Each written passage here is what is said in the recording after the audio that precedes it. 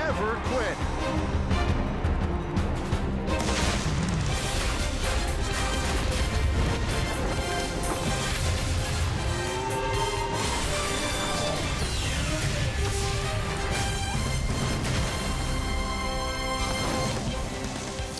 Welcome to Oakland, California, the East Bay, where the Texas Rangers and Oakland A's get set for the final game in this three-game series. It is the last road game of the year for the Rangers, currently working with the best record in the American League.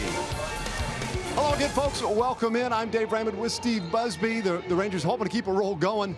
2 shutouts in the first 2 games of this series. Now, that would seem like quite the gauntlet to throw down for Colby Lewis. Now, if anybody's up to the task, Buzz, Colby pitching here might just be the guy. It just might be that, Dave. You're exactly right. And, you know, it's been a series of returning to form, at least for Cole Hamels and for Yu Darvish. They both got back to where they needed to be. Now it's Colby's turn. And last time out in this ballpark back on June 16th, how about 9 innings of work, just 2 hits, 1 run in that ball game. He had a perfect game through the first 23 outs. Lost it in the 8th inning. He lost his no-hitter in the 9th inning with nobody out. Colby finished up with still a very solid ball game and very disappointed. So he may be thinking, well, if I get the opportunity again in that regard, I'm going to finish it off today. No doubt about it. He's ready for this one this afternoon. We are as well. The final game in this 3-game series with the A's. Adrian Beltre Friday night put the caps on the clincher for the Rangers. They hope to continue their winning ways this afternoon. Texas Rangers baseball presented by high-speed internet from AT&T.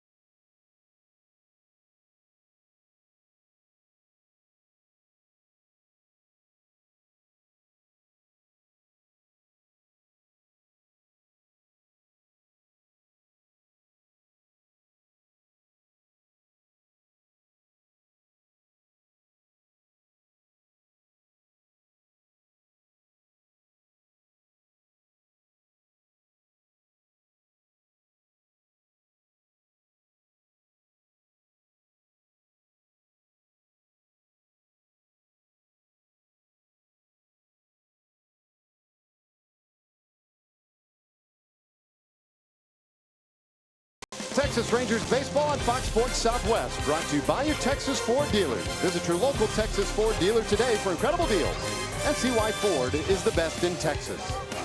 By AT&T high-speed internet, get a deal worth talking about. Get high-speed internet from AT&T. And by Southwest Airlines, transparency, low fares, nothing to hide. Well, it is another spectacular day here in the Bay Area. As you look at San Francisco, we're across the way in Oakland, ready for the final game of this series, and we check in with Emily Jones. Well, Dave, Colby Lewis getting the ball today for the Rangers. He is pleased to be back on the hill. Of course, nothing has come easily for Colby this season or in his career for that matter, but he says he is enjoying the Rangers' 4th American League West title in the last 7 years. I think it's, I don't know, it's just kind of a testament to kind of this club, this organization, what they have done to bring titles here, bring the right guys in, keep a relaxed atmosphere. I think it's a testament to our clubhouse with the guys that we have, and we just go out there and have fun, and I don't think we worry about a lot. I think that's the big thing that makes our club so good. And Colby with a couple of things to work on in the final couple of starts here of the regular season as a tune-up for those playoffs. And he says he wasn't obviously as good as he wanted to be his last time out, still working his way back from the injury. So plenty to do here today and in one more start before the postseason begins, guys. Yeah, thanks, Emily. Rangers in their final game on the road this year and shooting for a sweep of the Oakland A's. Got to get it done here this afternoon. Carlos Gomez starting it off and offers at the first pitch from Jarrell Cotton, and it's a pop-up easily handled in foul territory by Yonder Alonso. 1 away. Take a look at the Southwest Airlines starting lineup for the Rangers today. Gomez, you just saw briefly in the leadoff spot. Ian Desmond batting second. Carlos Beltran, the DH, bats third. And then Adrian Beltre at third base, the cleanup man. Rougned Odor, Jonathan Lucroy, and Mitch Moreland at first. In the bottom 2 spots, Jared Hoying and Hanser Alberto today at shortstop. So here is Desmond. Ian on a 4-game hitting streak and takes a strike from Cotton. Well, Jarrell Cotton making his 4th major league start. He was brought over from the Los Angeles Dodgers in a trade that sent Rich Hill and Josh Reddick over to the Dodgers a little bit earlier in the season, and he has been quite a story. He has had 3 outstanding starts for the Athletics. That 150 ERA telling you that the opposition not doing too much against him, just hitting 169, a cumulative average against Jarrell Cotton. He's a slightly built 5'11" right-hander out of St. Thomas in the Virgin Islands. He jumps ahead of Desmond, 0-2. Ian hitting 287. You take a look at what he features. Yeah, a lot of cut fastballs that average in the upper 80s, 89 or so, and his normal fastball about 92. See that in a lot of very good changeups, which is exactly what Ian Desmond saw. It gets him his first strikeout of the afternoon. So a couple of quick outs for Jarrell Cotton. Take a look at the defense behind him today. Chris Davis in left, Brett Eibner in center. Matt Olson getting the start, his first in his big league career in right field. Ryan Healy and Marcus Semien on the left side of the infield. Joey Wendell, Yonder Alonso on the right side.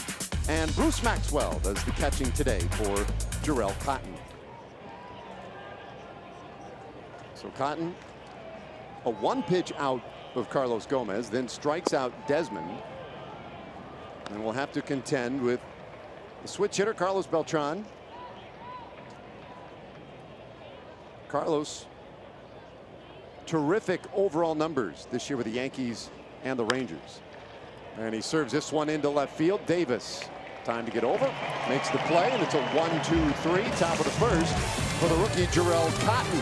And now Colby Lewis heads out to the mound.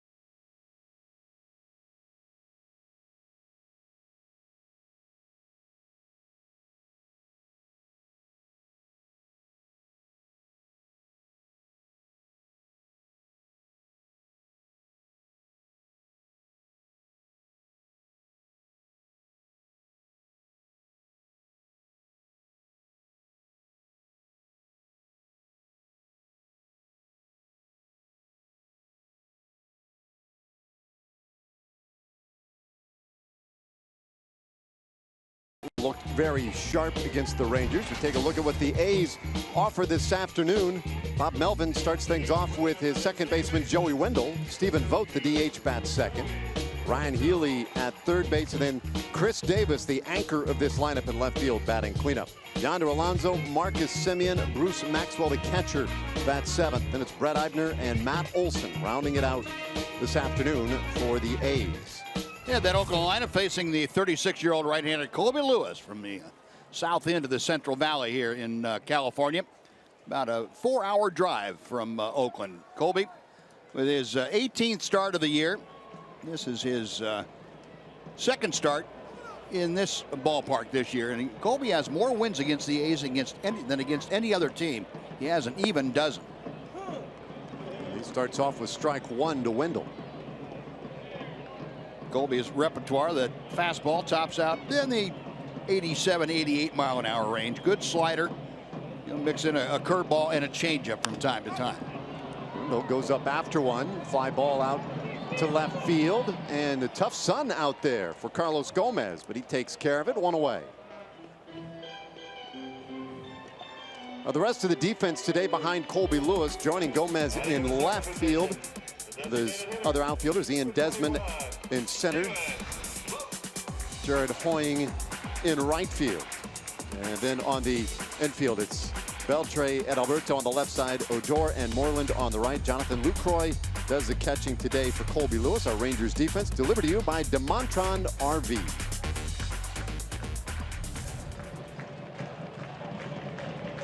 Well, here's Stephen Vogt. He lays off a pretty good offering from Lewis. Vogt has never had much success against Colby Lewis. And there you see it, a 1 for 20, and he hits right at the shifted shortstop, Hanser Alberto, and there are two gone. Yeah, chalk that one up strictly to the shift. I mean, that is how that thing was designed to work, right up the middle. And Vogt's got looking at that ball after it came off the bat and say, yeah, I got myself a base hit. No, I don't. They got a guy there. Hanser Alberto a couple of steps to the first base side of second, and back on the rim of the outfield grass, had that one played perfectly. Those have to be the most frustrating moments for a hitter. And the most enlightening or uplifting, I should say, for a pitcher. Say, oh, I just gave up a base hit. No, I didn't. We got a guy there. Yeah, that's good living. Yep. Ryan Healy now, 295 hitter with 11 home runs for Oakland. And it's a 1-1 count. Healy, he was red hot when we saw him last weekend at our place, and recently saw his 10-game hitting streak come to an end. Since then, just 1 for 16. So he has fallen on some hard times here lately, but works himself ahead 2-1 against Colby Lewis. Yeah, that's kind of the same as the Oakland A's offense overall. When we saw them, they were swinging the bats really well. And since then, they've gone into hibernation. Yeah, back-to-back shutouts these first two games, which, of course, our focus has been, well, getting guys like Cole Hamels and Yu Darvish back on the right track. Both of them excellent 7-inning outings. The bullpen's been stout.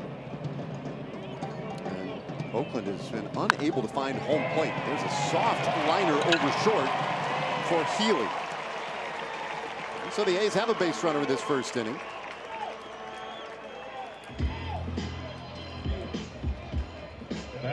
No, not a bad pitch from Colby Lewis. Give Ryan Healy a lot of credit. That ball might have been up just a little bit higher than Colby would have preferred, but certainly it got away from Healy, and Healy just had pretty good plate coverage. Go out there and hit it off the end of the bat and find an empty spot.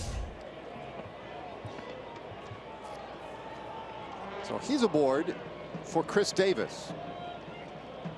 Davis, 40 home runs, 99 RBIs. He is the great hope for the Oakland A's, and he gets out of the way of that one for ball one. 1 for 7 in this series, so uncharacteristic what the Rangers have experienced for the most part this year with Davis.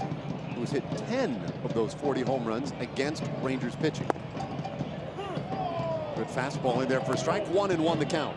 And you get a good idea of that center field shot we have for you where Davis stands in the box. I mean, he's got his toes right on that inside line. So he jumps back from a lot of pitches inside, but very few of them are off the plate inside. I mean, you know, his head is right over the inside corner.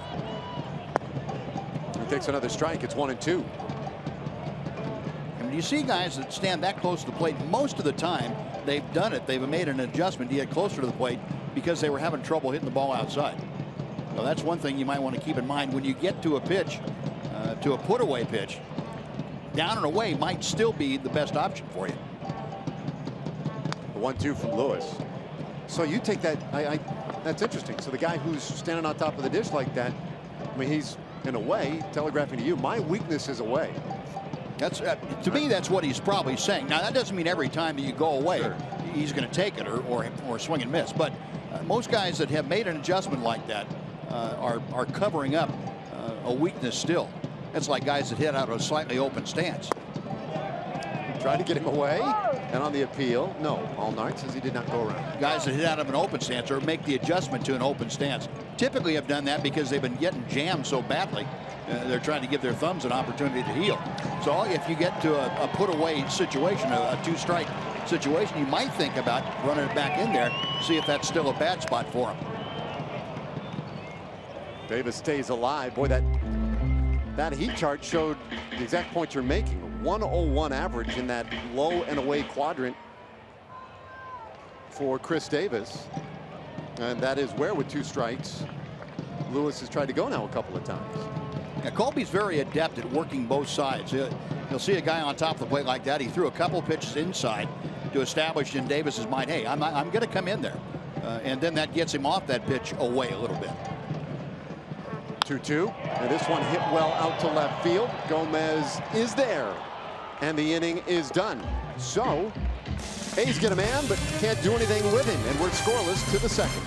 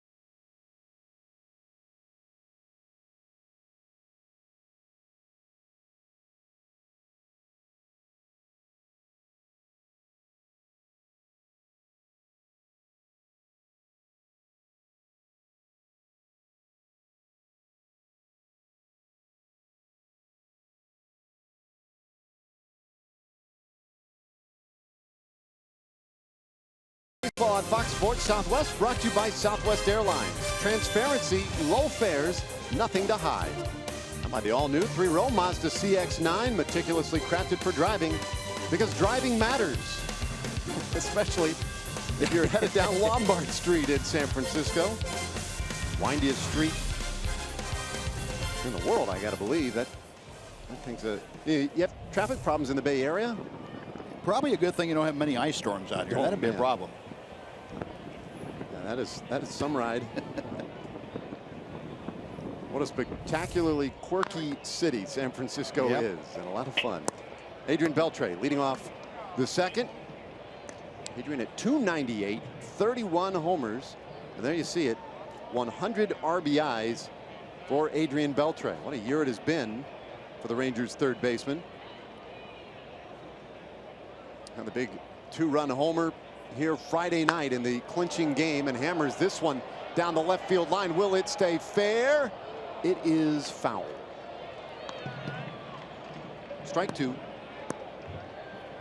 Adrian knew. He was just standing at home plate watching that thing. Said, nah, put a little too much hook on it. That's okay.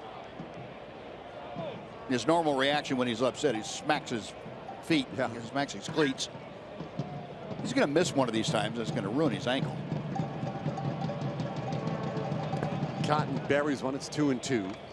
Coors Light cold hard fact about Adrian Beltre. 17 of his home runs on the road this year. Most on the team. And the most for him on the road in a dozen years. Man, that was a huge season 04 with the Dodgers. Yep. 2-2, and this one is hooked into left field. That's a base hit. Went out and turned that one right around. Yeah, that was the year that 2004 Adrian hit 48 home runs and signed a big free agent contract with the Seattle Mariners and went to hibernation for 4 years or 5 years in Seattle. Not in hibernation now. That's not a bad pitch by Cotton, but you're throwing to the wrong guy. Adrian has the ability to expand the strike zone and handle just about anything you're going to throw him. So now Rougned Odor pops this one up. Foul territory. Healy long run, but he can't quite get there. So just because there is a lot of foul territory doesn't mean you get all of them that stay in foul territory. Now we've seen, what, 3 or 4 now that have been close to the dugouts on either side.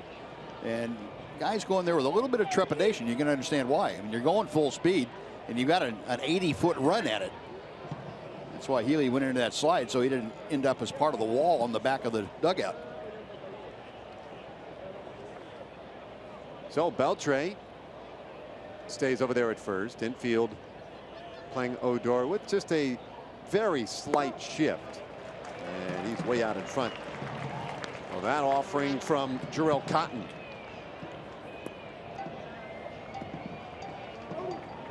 Average has dipped a little lately for Rougned, but what a year it has been with the 31 home runs, 85 RBIs.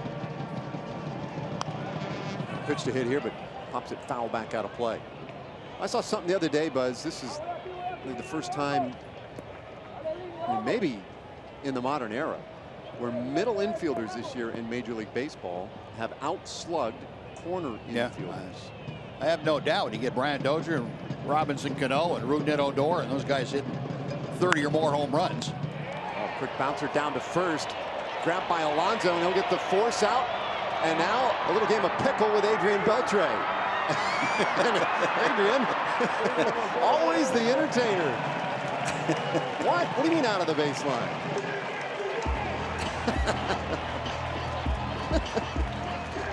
Never gets old.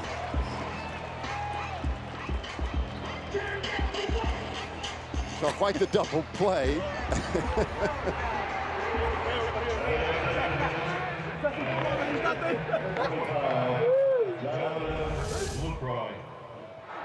Cotton ended up getting the final out. I think that was a 3-6-1. Yes, it was. Double play. Not your standard 3-6-1 either. Nothing is standard when you're talking about Adrian Beltre being involved in it. My goodness. So the leadoff hit erased, and now here's Jonathan Lucroy. Second inning, and Cotton starts him off with strike 1. That's your first brush, young man. Yeah. Able to smile about it, of course. That's a good sign. Here's the 1-strike pitch. And this today were a lot of guys, let's face it, playing with a bit of a heavy heart, but I thought it was Alex Cora earlier today who said, with regard to Jose Fernandez, the great 24-year-old right-hander with the Miami Marlins who passed away last night in a boating accident, so the greatest tribute we could pay as players would be to play with joy today and have fun. There's 1-2 on Lucroy. Well, by all accounts, that was the kind of attitude that Jose Fernandez took out to the mound every time that he went out there. Great young man by all the accounts from his teammates and those who knew him best.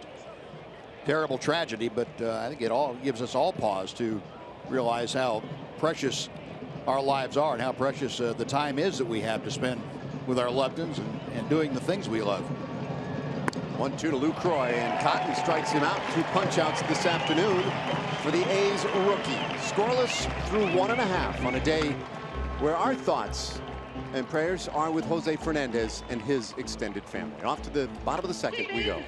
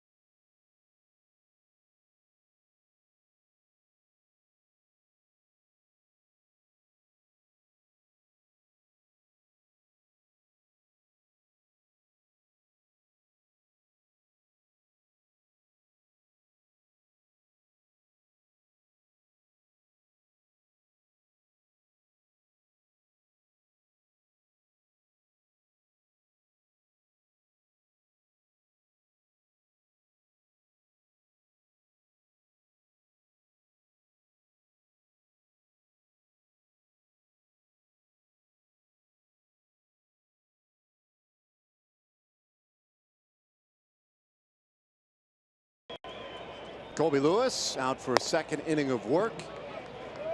Scoreless ball game this afternoon. He'll face Yonder Alonso leading things off in the second inning. Then Marcus Semien and Bruce Maxwell. This ball hit hard out into right field. Base hit for Alonso. Both teams up there hacking a little bit today. Both pitchers throwing some strikes, so I guess it makes sense. Number 10, Marcus Semien. Colby working with another base runner. He had to give up a 2-out single in the bottom of the first. And here's Marcus Semien. Look at that, though. 0 for 15. You see at the bottom of your screen there. In his career against Colby Lewis. And Colby has some really pretty amazing numbers against a couple of guys in this lineup today. That's hard to do, go 15 consecutive at-bats against almost any hitter in the big leagues. 20 is the case of Stephen Vogt, and hold him down as much as Lewis has.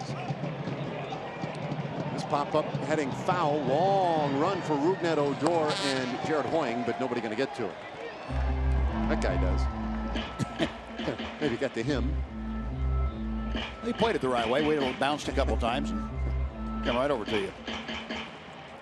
Yeah, it's funny how matchups go, ebbs and flows, and there have been some of the greatest hitters of all time that had no luck at all against guys you think middle of the road pitchers, and the reverse was true. Great pitchers, and they couldn't get a 190 hitter out, for several years in a row.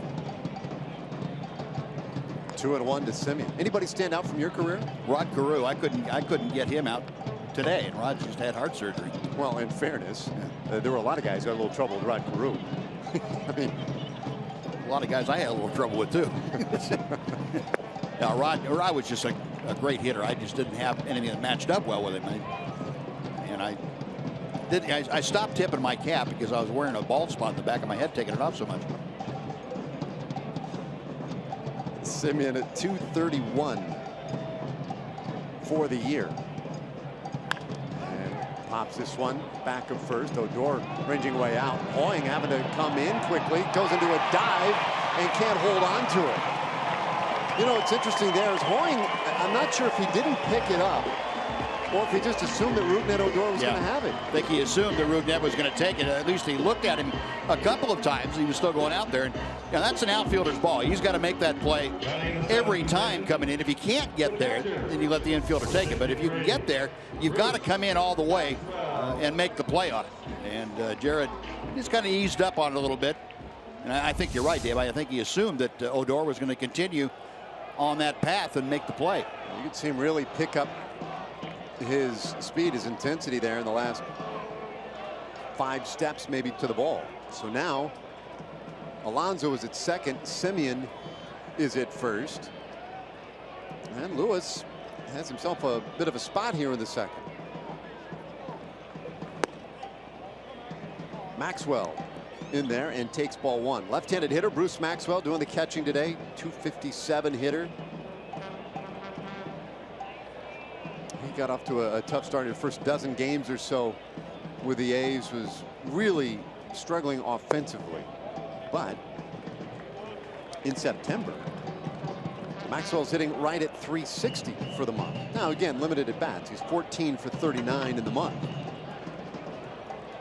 They're spreading the playing time around a little bit. Infield at double play depth, but that can be a bit of a rarity with Colby Lewis, and it's 2-1.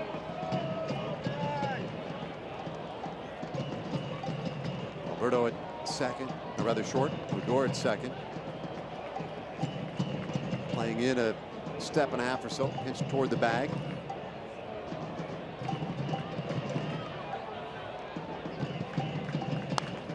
Maxwell evens a count at 2-2.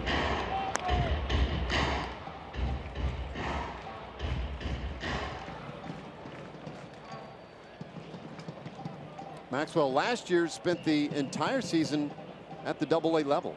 So prior to this year, that's as high as he had been. Now, he was a pretty good catcher in the minor leagues. He has not adapted defensively quite as quickly here at the big league level, at least in terms of throwing out base runners. It's a full count on Maxwell, but his playing time again has been a little spotty. They've been sharing time with a handful of guys behind the plate, as they have at a number of spots late in the season. The A's 22 games under 500.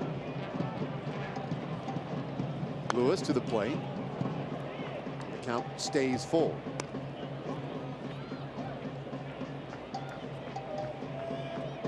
Well, this was an important start for Colby Lewis, much as it was on Friday night for Cole Hamels, yesterday for Yu Darvish. Colby wanting to tighten things up a little bit as we head down the stretch and get ready for the postseason. His payoff to Maxwell. That one lifted to center. Desmond coming on, and Alberto can't get out to it, and it drops in no man's land. First run of the ball game belongs to the Oakland A's on Maxwell's bloop single.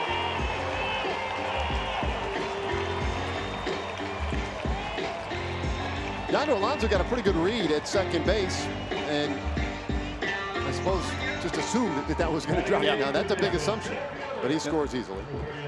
Yeah, he made that a very easy play to score on. He did get the great jump, as you mentioned, Dave, and that ball had not enough on it to get it to either outfielder, kind of right off the end of the bat. But a fortuitous placement by that ball, just over the outstretched glove of Hanser Alberto. I'll tell you, Hanser's a stride away from making that play, and then it's an easy double play because Alonso would have been halfway to home and a dead duck. But it worked out for the A's this time. They score the first run of the game, have him on the corners now for Brett Eibner.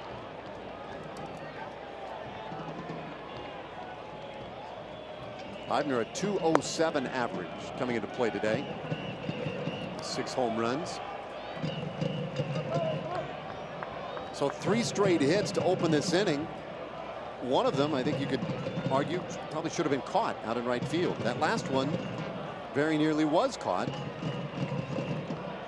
by Alberto, and count 1-1 here on Eibner. Well, if that first play is made, if there's a runner on first with one out, Hanser Alberto makes the play on that little pop-up because he's playing back. He's not trying to jockey the runner back to second base.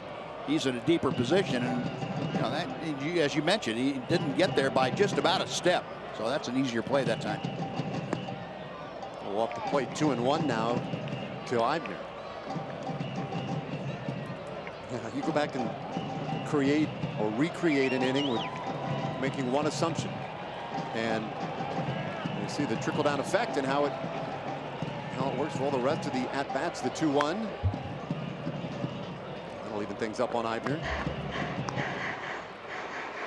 Eibner, a guy who came over to Oakland in a trade earlier this year with Kansas City. He was traded to the A's on July 30th. Billy Burns went the other way to Kansas City. Eibner made his debut with the Royals this year. A couple of stints up and down with them. Checks his swing. Slow roller first. And the only play is going to be to first. And they do get him. So Moreland, for a moment, thought, well, maybe he gets Simeon at the plate. And then wisely said, you know what? I'm just trying to get Eibner. And that was no gimme.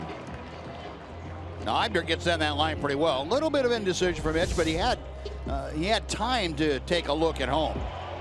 Maybe he could have gotten him. It would have taken a perfect throw, though, and then able to go back and get Eibner. And Bob Melvin's having his video guys take a look at that because it's not he's not sure that this tag was made before Eibner got to the bag. I'm not so sure either after looking at that replay. Yeah, a little hard to tell. I think the other thing that worked against Mitch in that spot was that his line of fire to the plate was Colby Lewis standing right there.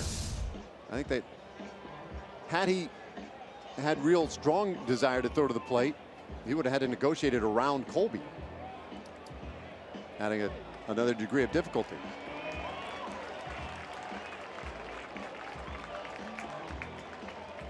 So the call on the field was out. Now here's the problem with this challenge. The A's have decided to go ahead and send this one back to New York for a challenge. Our replay challenge is brought to you by Ford. They need video evidence that is clear and decisively in favor of a safe call at first. I'd say it was hard to tell, but I don't know if it's enough to overturn it. Yeah, I think they're going to get the call. I thought the toe got to the bag before Mitch was able to apply the tag. We'll see what the folks in New York think. And very rarely am I in sync with what people in New York think. So this would be a real test. You know, late in the season, Buzz, we'll see if you're really in stride. I don't anticipate it changing much. I'm still not in sync. So our umpiring crew getting their advice back in New York already. 2-0. The only question now is it 2-0 with 2 men on and nobody out? It's been a frustrating inning for Colby Lewis. The A's, who have had such a difficult time scoring runs at all in this series, shut out the first 2 games. Take another look. Moreland with the tag. Yeah. Boy, that's close. Yeah. So here we go. What do we find out? Well, yep. Okay. They'll keep it an out. The call stands, not confirmed. In other words, they didn't have anything to tell him like, oh, absolutely he was out, but we'll just go with what was called on the field. So Eibner is out, but he does pick up an RBI. Simeon able to score on the play, and Maxwell is out at second base with still only 1 out in the inning. And Bob Melvin has burned his challenge this afternoon. Now the 9th place hitter, Matt Olson, hitless so far this season in his big league stint. 0 for 7. He is has always been a very patient, disciplined hitter. He is kind of a flashback for the A's. Back when they were very vigilant about seeing a lot of pitches and drawing a bunch of walks at almost any cost. And now the count 1-1. He has 4 walks this year, but 0 for 7 at the plate. He's got a 364 on base percentage in the big leagues. There's numbers from AAA Nashville.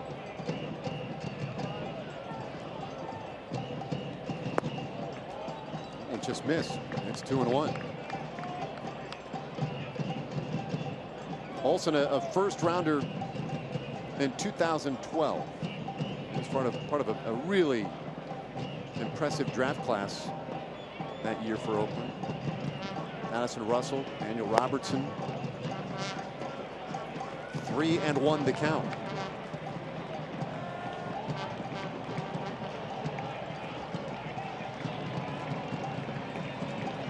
Guy who projects, hit with some power. 3-1. And he does walk again. 5th time he has walked.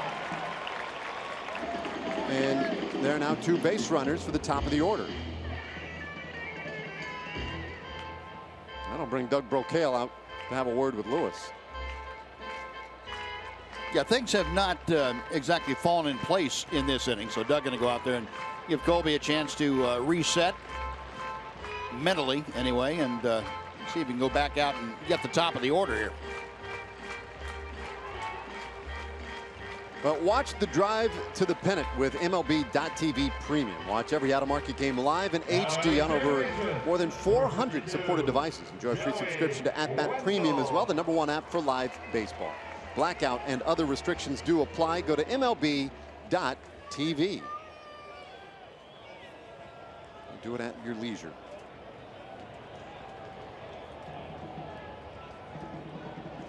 So Maxwell second, Olsen at first. And here's Joey Wendell. Lewis after the visit. And a breaking ball fouled off for strike 1. 18th start for Joey Wendell. He has gotten a very extended look for the month of September at second base, and they have been pleased, especially with the way he has handled the leadoff spot. And he shoots this one into left field, base hit. Gomez up with it on a couple of hops, hustles it back into the infield, and they hold Maxwell at third. Ron Washington not willing to send the catcher against Carlos Gomez's arm, and so they are loaded up with 1 out. Well, Wendell's shown the ability to take the ball the other way in the times that we've seen him, both in Arlington and up here in Oakland. Looks like he's going to be a pretty good hitter. Pretty compact swing, able to shoot that ball to left field with authority. We also have seen him pull an off-speed pitch pretty sharply.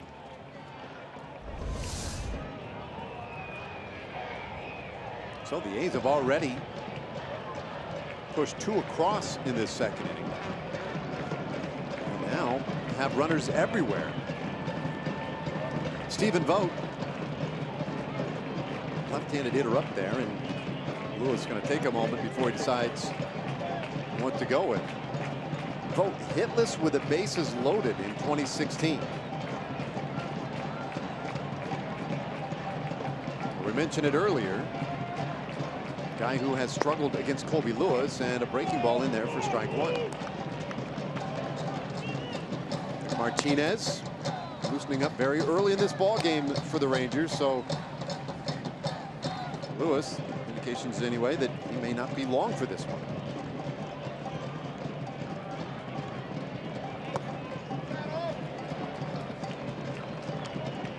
Maxwell reached on the base hit to center, just over the outstretched arms of Hanser Alberto. Olsen walked. Wendell with the opposite field single.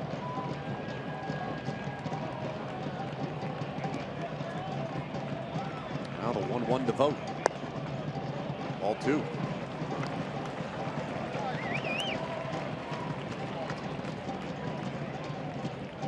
Vogt, he is a catcher by trade, although lately really has been used more as a DH. And that's what he is today, the designated hitter, batting second, the 2-1. Hits his ball hard into right field. That's a base hit. 2 runs are in. They're going to go ahead and wave Wendell. Here comes the relay throw from Rougned Odor. The tag. And he is called safe. While the throw looked like it was ahead, Lucroy in position to make the tag, and he is already asking Jeff Bannister, take a look at that one. Stephen Vogt with a double. They add at minimum 2 runs, and for the moment, it's 3, making a 5-0 A's lead. Yeah, I thought the throw got there. I thought the tag got on the shoulder of the sliding Joey Wendell before his hand got to the bag. Pretty good job of by Lucroy reaching out, taking that. Let's see if that. Oh boy, that was a lot closer than I thought it was at first look. That hand might have gotten to the corner of the plate. Well, that is funny, boy. To the naked eye, that looked like a play that had him beat all the way. But on replay, that is a close one. And Jeff Bannister says close enough. We want to look at it. Take another look. Now, Gabe Morales in perfect position to make that call. Wow. Yeah, that is a bang-bang play right there.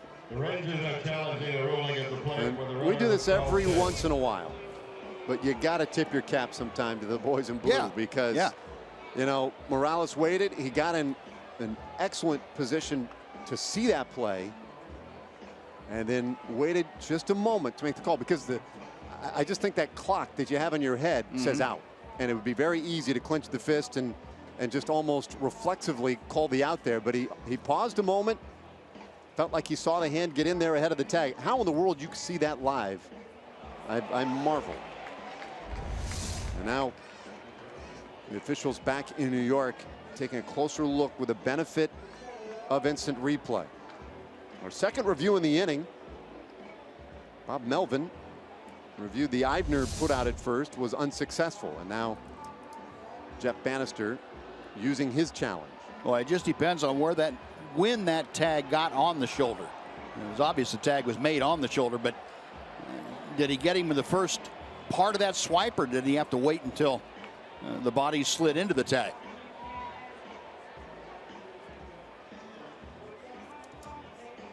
That is a tough one. Matter of fact, both the reviews in this inning have been tough. The one on Eibner at first, and they've got an angle up in the on the scoreboard right now that would indicate that tag didn't get down in time. Yeah, I'm with you, and there it is. They do call him safe. Yeah, the second angle that we just saw on the scoreboard here was definitely, to me, the one that completed the story. So that is a bases clearing double for Stephen Vogt, his first hit of the year with the bases loaded, and he plates all 3. And again, we like to remind folks that the angles that we're able to show you on television are not all the angles there are. They're not all the angles that go back to New York, but we don't have access to every single angle. You just go with what we're given here locally.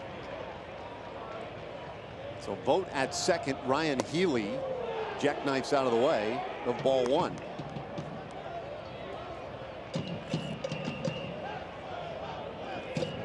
Well, a very tough inning for Colby Lewis, who's allowed 5 hits, 1 walk, and been very close on a couple other potential outs, but hasn't quite gotten them in the count 1-1 on Healy. Meanwhile, that pitch count ballooning. Yeah, and that's the thing that I think Jeff Bannister is going to take into account more than anything else about how long Colby Lewis stays in this ballgame. You don't want Colby to get overextended so that he's not able to make his proper start next week at home, the tune-up for the playoffs. You want him to get his work in today, and at this point, it looks like it's just going to be not an innings workout. It's going to be a pitch count workout. 1-1 to Healy, and he gets him to swing and miss. Now this is 3rd start since coming off the 60-day disabled list. And that right lat strain. And look, it takes a little while to get back from that. Got hurt on June 22nd, didn't come off until September 10th. And he's a very key piece. Breaking ball headed foul out of play. Count stays 1-2. So the Rangers are not going to be too interested in pushing him to the point of potentially aggravating anything with what he represents in the postseason. Rangers already in, having won their division. They won it Friday night here with a 3-0 victory over the A's.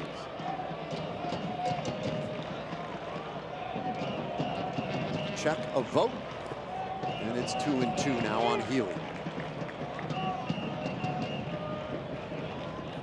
Colby had been so good on the road this year, and we talked earlier about his last start here in June, where he retired the first 23 A's he faced and took that no-hitter into the 8th inning, eventually lost it. But a 4-1 record, a 1.66 ERA on the road coming into play today. High fly ball, deep left field. Gomez shading his eyes. Will he have room? He will not. A 2-run homer for Ryan Healy. The A's have kicked the extra point. It's a 7-run inning.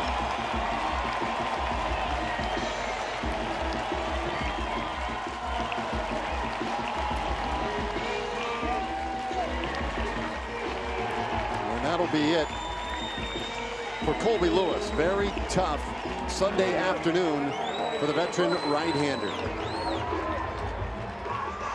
7 runs, a season high for an A's offense that did not score in the first 2 games of this series. Rangers into the bullpen. We'll tell you about the new pitcher when we come back.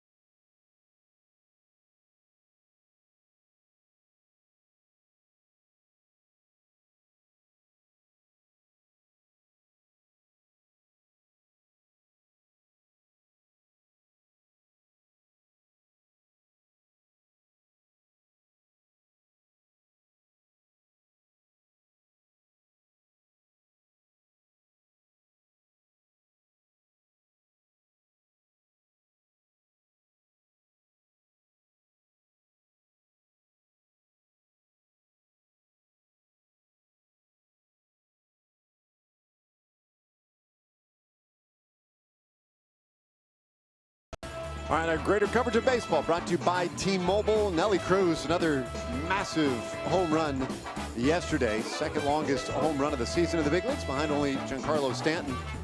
And Vin Scully calling his final game at Dodger Stadium this afternoon, 67 years as broadcaster of the Brooklyn and now Los Angeles Dodgers.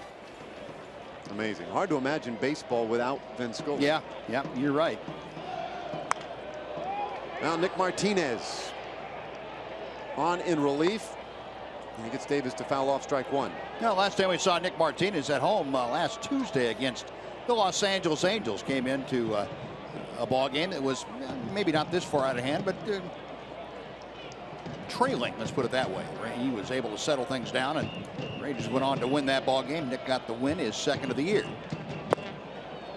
Just misses 1-1 to Davis, a 9th hitter of the inning. That ball game, Nick threw 3 1/3 innings, did not allow a run. It gave him only 1 hit and a walk. And overall, this is his 12th appearance of the year. ERA at an even 6. in the league, hitting .290 against Nick.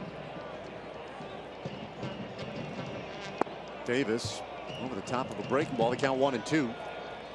Davis flied out in the first inning. 0 for 1 today. He's 1 for 8 in this series. So the Rangers have done a good job of containing him.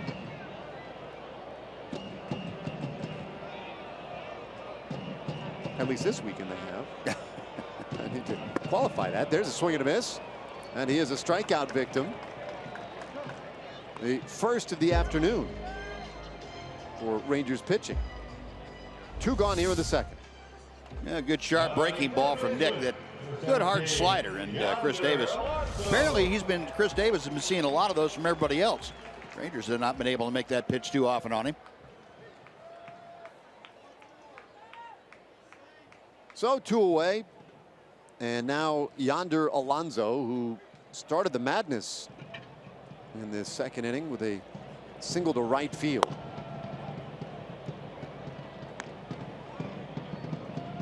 Yeah, the first of many soft base hits against Colby. And the only hard base hit that Colby gave up was Healy's moonshot of a home run. There's a bouncer wide of the bag at first. It's 1-1 on Yonder Alonso. Everything else was hit relatively soft and found a fortuitous landing space. And yet, you see the line. Wait, it just does not look good for Colby. He's not gonna like that one too much. But he still has one more opportunity, one more start before the postseason begins to get everything right again. Bouncer down to Beltre. He makes the play on Alonso, and just like that now, the second inning is done. We'll go to the third. 7-0 Oakland.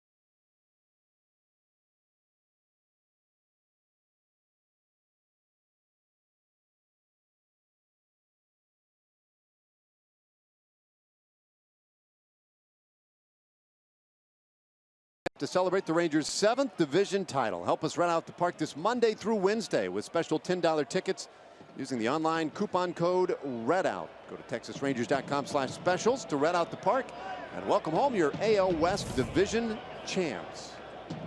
Should be a fun homestand as we wrap up this very brief road trip this afternoon. Mitch Moreland will get things started in the third for the Rangers. Bottom third of the order due against the rookie Jarrell Cotton. And it is 2-0. Moreland at .239 with 22 home runs this year.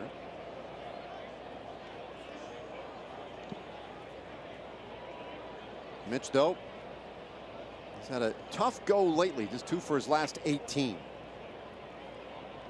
Cotton puts one over the plate, and that one is popped out of play. Healy will look out. Wow, where did that hit? That was tough. Healy, I saw that hit that young fan. Hit on the top of the dugout, right there in the corner of the dugout. But it appears to be okay. Yeah.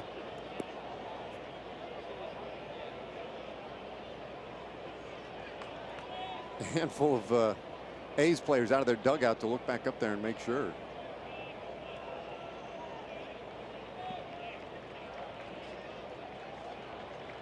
Now they're moving those two young ladies out from behind the dugout. All right, well, the 2-1. Moreland takes one for a high strike. 2-2 the count. Rangers have had one base runner, and that was Beltre in the second inning. Of course, he was ultimately erased on a weird double play, a 3-6-1 double play. Oakland with 7 runs in the bottom of the second inning to take control of this thing and gives Cotton some breathing room. Moreland turns one down the first baseline foul. Jarrell Cotton, we mentioned, a rookie. Buzz told you earlier, came over in a trade from the Dodgers. 24 years old, not a big guy, 5'11", 195 pounds, from the Virgin Islands. And when he was in high school, or right about the time he really began high school, 16 years old, his family moved to Virginia as he gets Moreland swinging for the strikeout to start the third.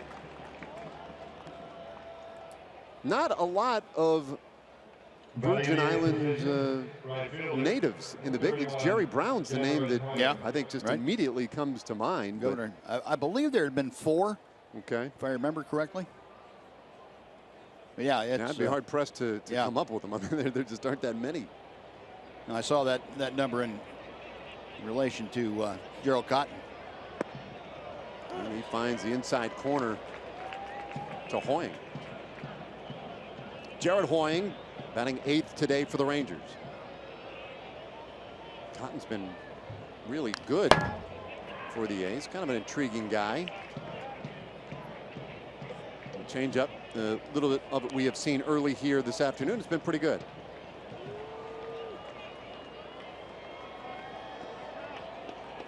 Hoying getting a start today and a chance maybe to get some swings. We saw him a couple of doubles yesterday in his start. He was going the opposite way with some confidence and authority.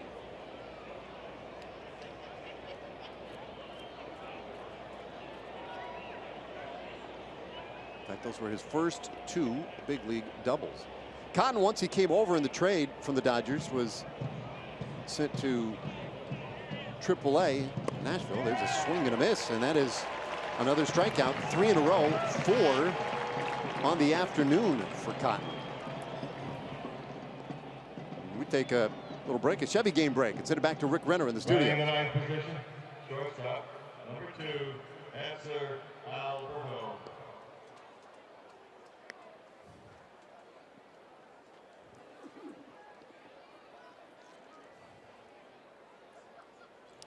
Yes, indeed. Thanks, Rick. As Hanser Alberto takes a strike. Rangers continuing to compete as best they can down the stretch for home field advantage in the postseason. They have the inside track on that. Yeah, Cleveland had fallen behind Boston in that race, and Boston again winning today. Their 11th straight win. That's kind of crazy. The Red Sox very, very high. But the Red Sox now trailing the Rangers by 1 full game coming into play today for the best record. And the head-to-head for the season was split 3-3. So the next tiebreaker, just should it come down to that, the Rangers and the Red Sox, is their respective records within their own divisions. Here's a pop-up down the first base side by Alberto. Alonso into foul ground, makes the catch, and it's a 1-2-3. Top of the third, and Jarrell Cotton looks very sharp this afternoon for the A's.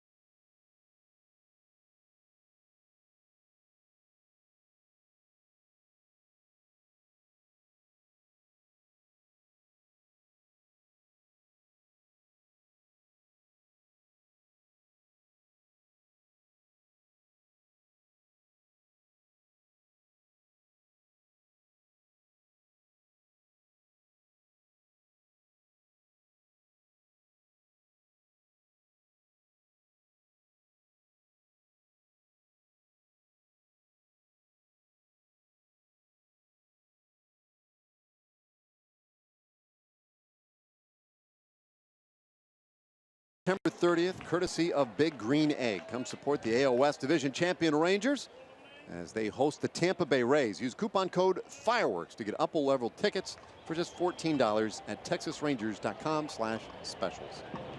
All right, bottom of the third inning. And Nick Martinez to Marcus Semien. It'll be Semien, Bruce Maxwell, and Brad Eidner. A's with 7 runs in the second inning.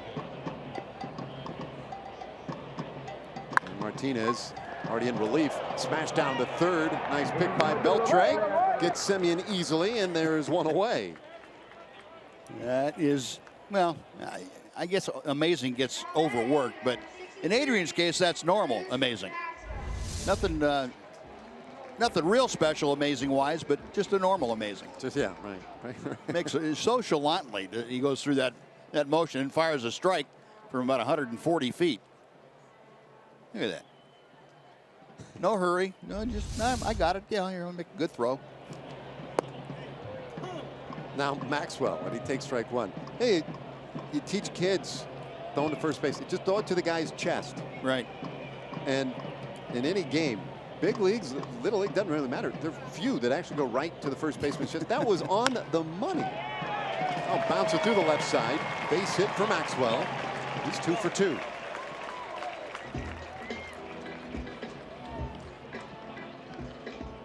We missed Adrian yesterday.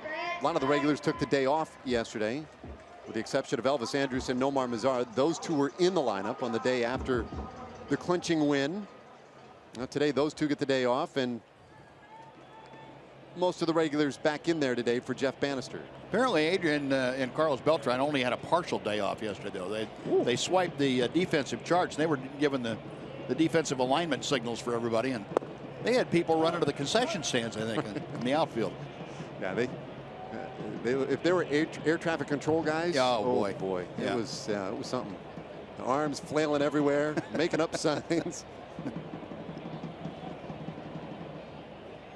Eidner golfs this one straight up and out there into short left field.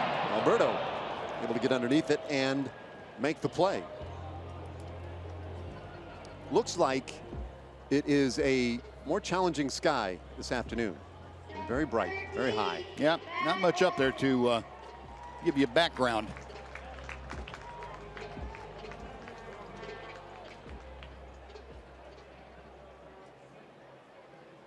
Way out here on the West Coast. Last road game of the regular season. Rangers coming home. Start a 6-game homestand tomorrow night. 2 outs, and here's Matt Olson. And he's swinging. Rolls this one through the shift. A base hit into right field. A's have 2 men aboard. That is Matt Olson's first Major League base hit. Congratulations. There you go, first base hit in Olson's big league career. I guess we spent some time on that his first time up. Ron Washington gets that souvenir and will get it safely back to the dugout. It'll get passed around a little bit and see if anybody wants to scuff it up just a bit.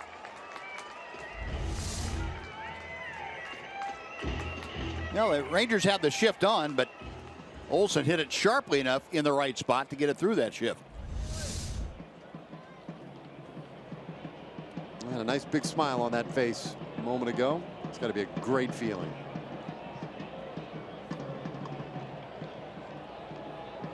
He's on. Maxwell at second. And now Joey Wendell, who's 1 for 2 today. Flied out of the first, singled in the second. Hitting .282. As a leadoff guy, he has been in that top spot of the order for Bob Melvin in now 12 of the last 16 games. Pretty much anytime there's a right-hander, you can count on him leading it off and count 1-1. Since sliding into that leadoff spot, he's hitting well over 300. In fact, he's now 16 for 51 as a leadoff man. That's the other thing for the A's. It's always nice to find a young guy who might well be ready to play on kind of an everyday basis. And then also to find a role that suits him well and fills a really important spot for your team in the order. That's a double bonus. Yeah, the A's trying to reconstruct their lineup with some younger players. They've got some great building blocks. Ryan Healy at third base looks like he's going to be a keeper and a very solid middle of the order hitter. Wendell looks like the kind of guy you can move anywhere from the #1 spot down to the #9 slot. I mean, he has good enough speed that he can benefit you if he gets on base enough to hit first. If not, he has the ability to drive in some runs and then down further in the order. Semien is a very good shortstop in the making. He's struggled a little bit defensively, but he's picking that up. Martinez to the plate, 1-2. Nick Martinez on a relief today for Colby Lewis. And he's going to be asked to gobble up some innings. Nick's done a great job as a reliever in his big league career. A 161 earned run average in 14 relief appearances in the big leagues. Most of his work in the big leagues has been as a starter. But he has slotted in nicely in that long relief role, especially in this second half. He's done a pretty bang-up job when the Rangers have needed it.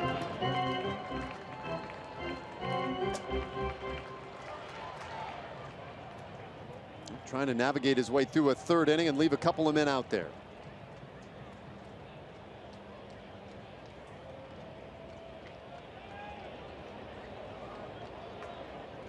Seventh pitch of the at-bat to Joey Wendell. And it's a breaking ball, called strike 3. Second strikeout of the afternoon for Nick Martinez, and it gets him through the third. After 3 complete, it's 7-0 A's, and we go to Aaron Hardigan and our Rooms to Go lounge.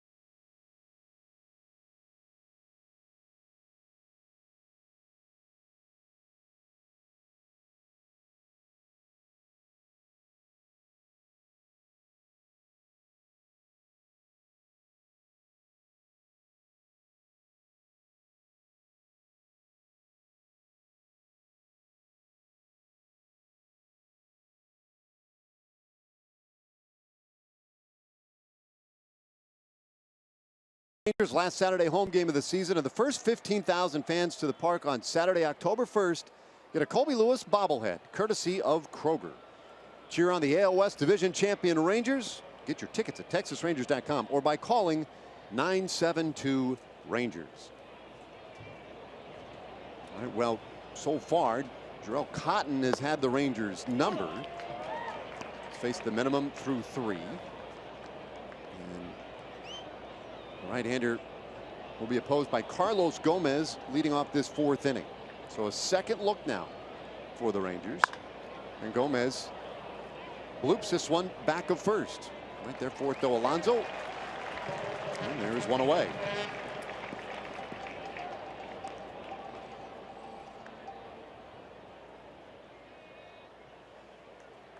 We'll bring up now batting, Ian Desmond. 20, Ian Desmond.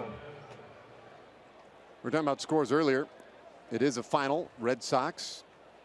How about that 23 strikeouts in a 10-inning game? Whoa. Anytime you say Red Sox, I think of that offense because they have been unbelievable. But they have been getting some pretty good pitching, especially lately. Desmond with a high fly out into center field.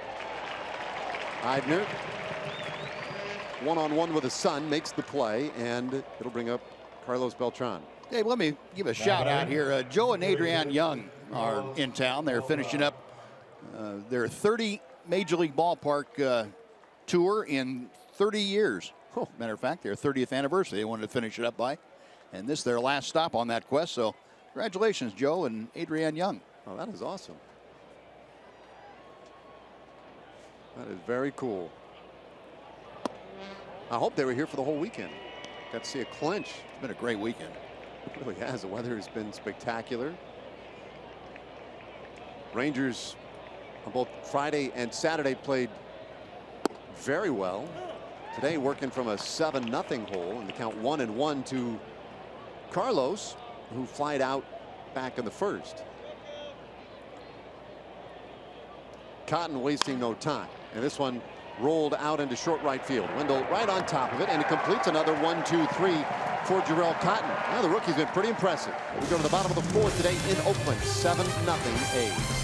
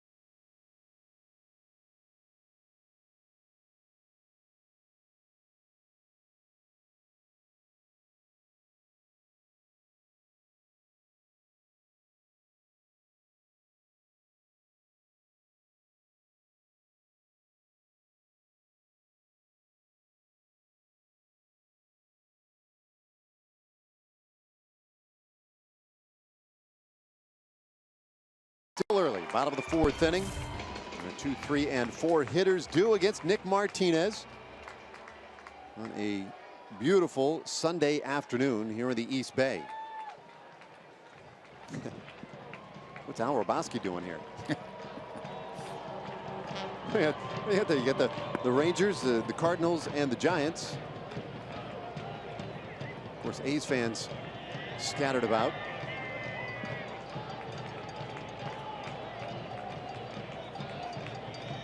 Stephen Vogt, and the count 2-0 to him. He's had one of the really big hits this afternoon, that 3-run double in the second.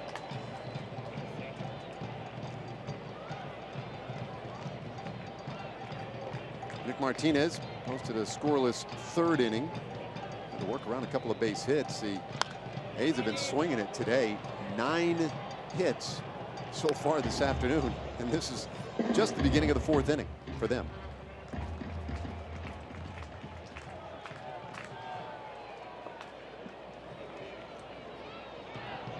Now, Vogt's power numbers are down just a smidge this year from last year. Back-to-back all-star campaigns for him. And a fly ball out towards center field. Desmond right there, and there's one away.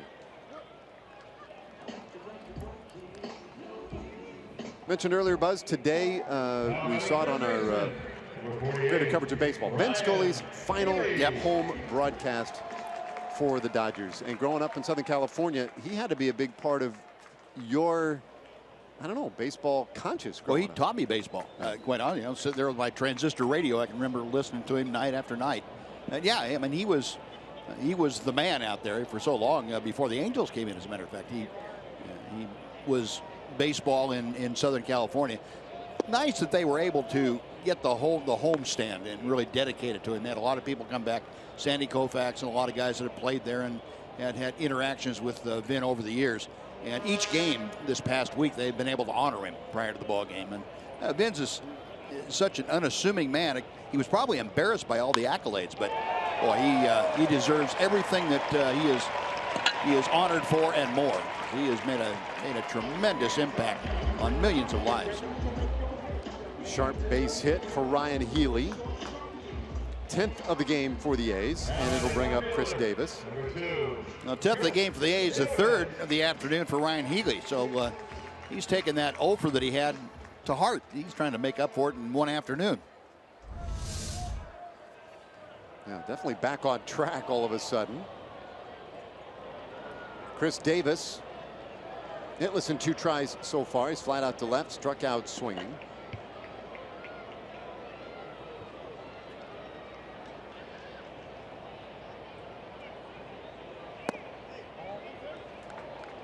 Ball 1 to Davis.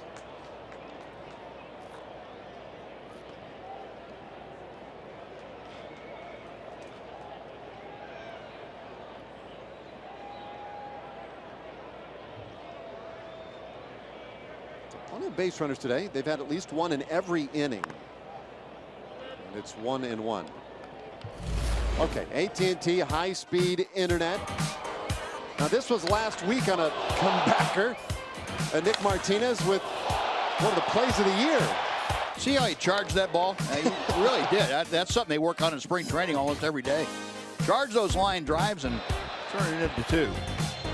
If you can impress Adrian Beltre, you've done something pretty special. That impressed Adrian. I just saw a ball hit sharply up the middle there by Healy a moment ago. But at that time, Martinez unable to make the play. Check swing and no. Hallmark on appeal. So that's how they teach you to do it. Yeah. Yeah. Don't let the ball play you. Go after and get it. Oh, man.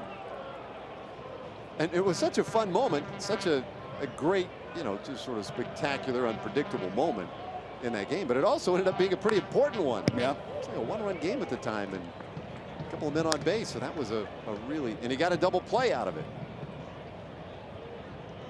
But that look from Adrian Beltre, I think, as you point out, that's the thing. You get his respect for a play. And then when they went around the horn, Beltre held the ball and wouldn't throw it back. Yeah. Said, no, you turn around, watch what you just did on the big screen. Tapper foul. Take in the moment, and he did. Now Chris Davis, he is a challenging at bat, or has been at least this year for the Rangers. Hitless today in both trips, but making Martinez work a little bit here. It's 2-2. Breaking ball, bounce to short. Backhand pick Alberto to second for 1. The relay in time, double play. 6-4-3 twin killing, inning over. And we'll go to the 5th this afternoon at the Coliseum. 7-0 Oakland.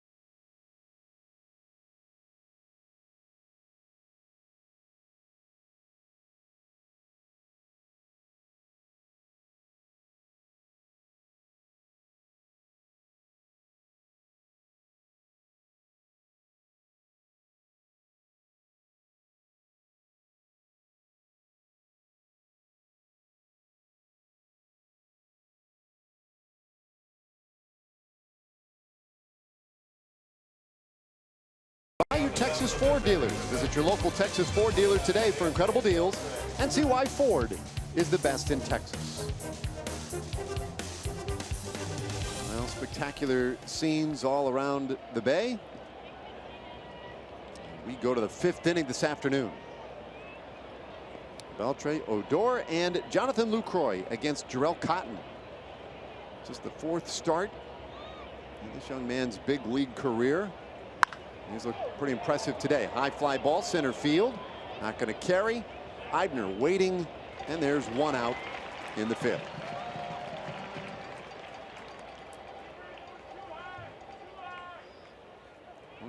Rangers have just 1 base runner so far today against Cotton, and he was erased on a double play. Derek Holland may well find his way in this game.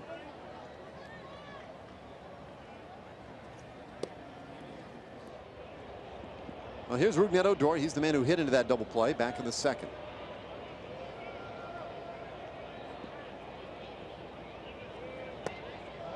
You know, it's the first time the Rangers have seen Cotton, and Jeff Bannister today talking about that challenge said, well, one of the things I like to see the guys, you know, try and see as many pitches as possible early, especially, and for everybody in the dugout, you know, be watching, get a sense for his repertoire and his style. As this ball hit hard out to right, but Olsen casually there to make the play.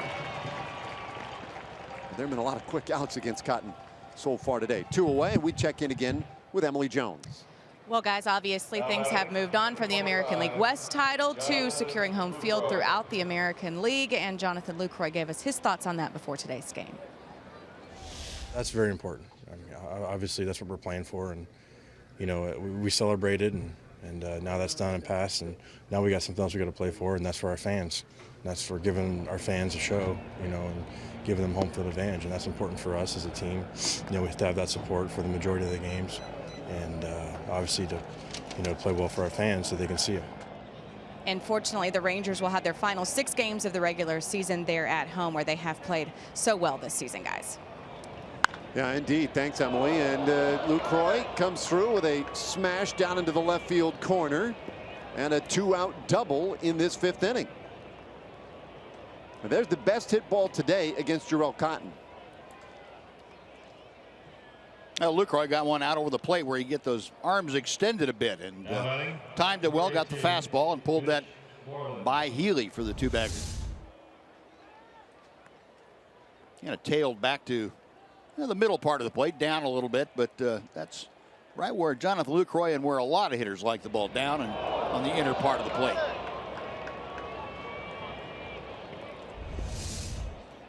Oh, nice sign. 2nd time through the order.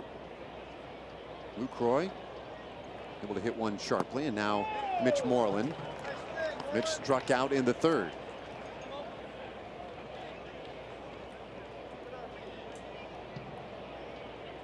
Cotton, you can see his pitch count at 46 up to the moment. So he has not had to labor yet in any one inning.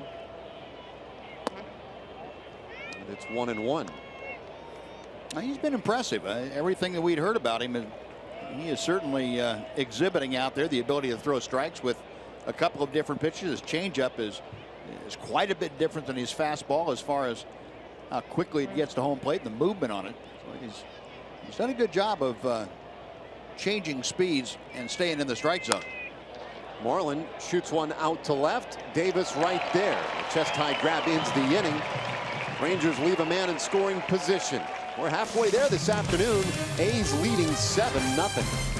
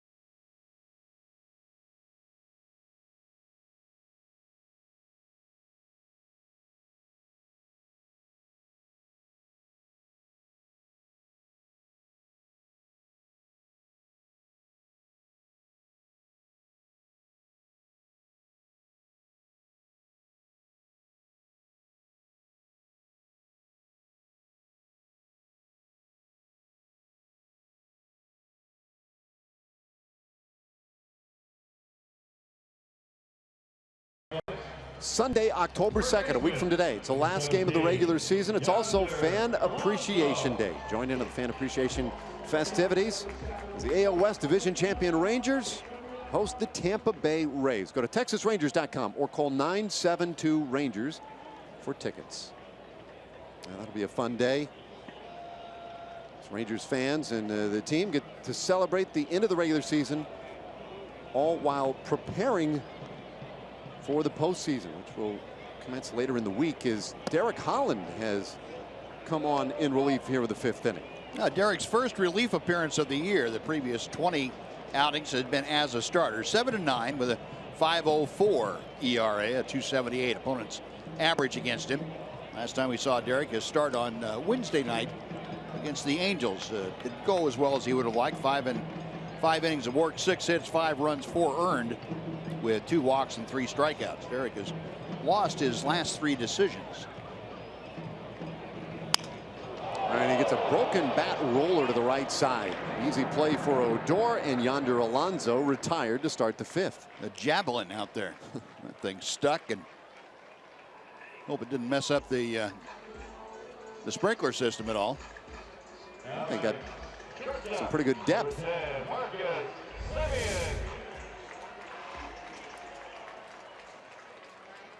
That's that Home Light XL chainsaw pitch.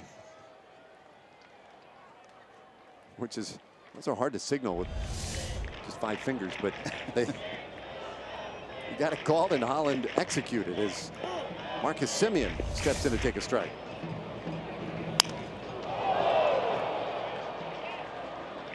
Yeah, now is that a, yeah, I'm not that's opposed, a pleasant sound? Yeah, I'm not opposed to that sound at all. Matter of fact, that's what I go to sleep by, recording of that kind of sound. 1-1 now to Semien. Ryan Rua has also come in here at the bottom of the 5th inning. He takes over in left field for Carlos Gomez. And there's a ball hit on 1 hop to short. Alberto is there, and 2 gone. This is only the 2nd relief outing for Derek Holland since 2012. And his last one came on the last game of the season in 2014. We check in with Rick Renner, Chevy Game Break.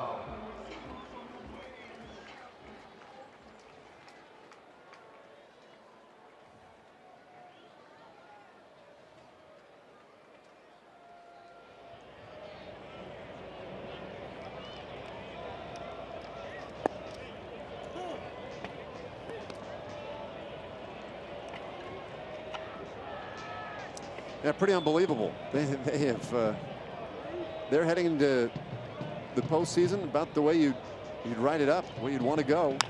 1-strike pitch, slow chopper up the middle, long to Odor, and Moreland couldn't quite scoop it.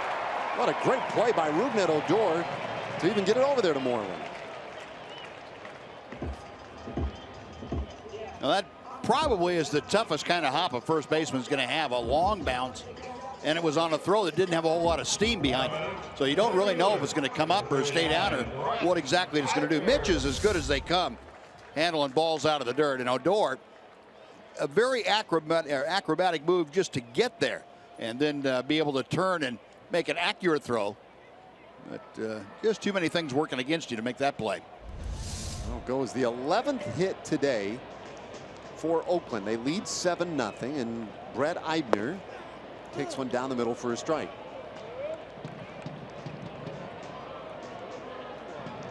Eibner with the RBI ground out in the 2nd, and then that pop up in the 3rd.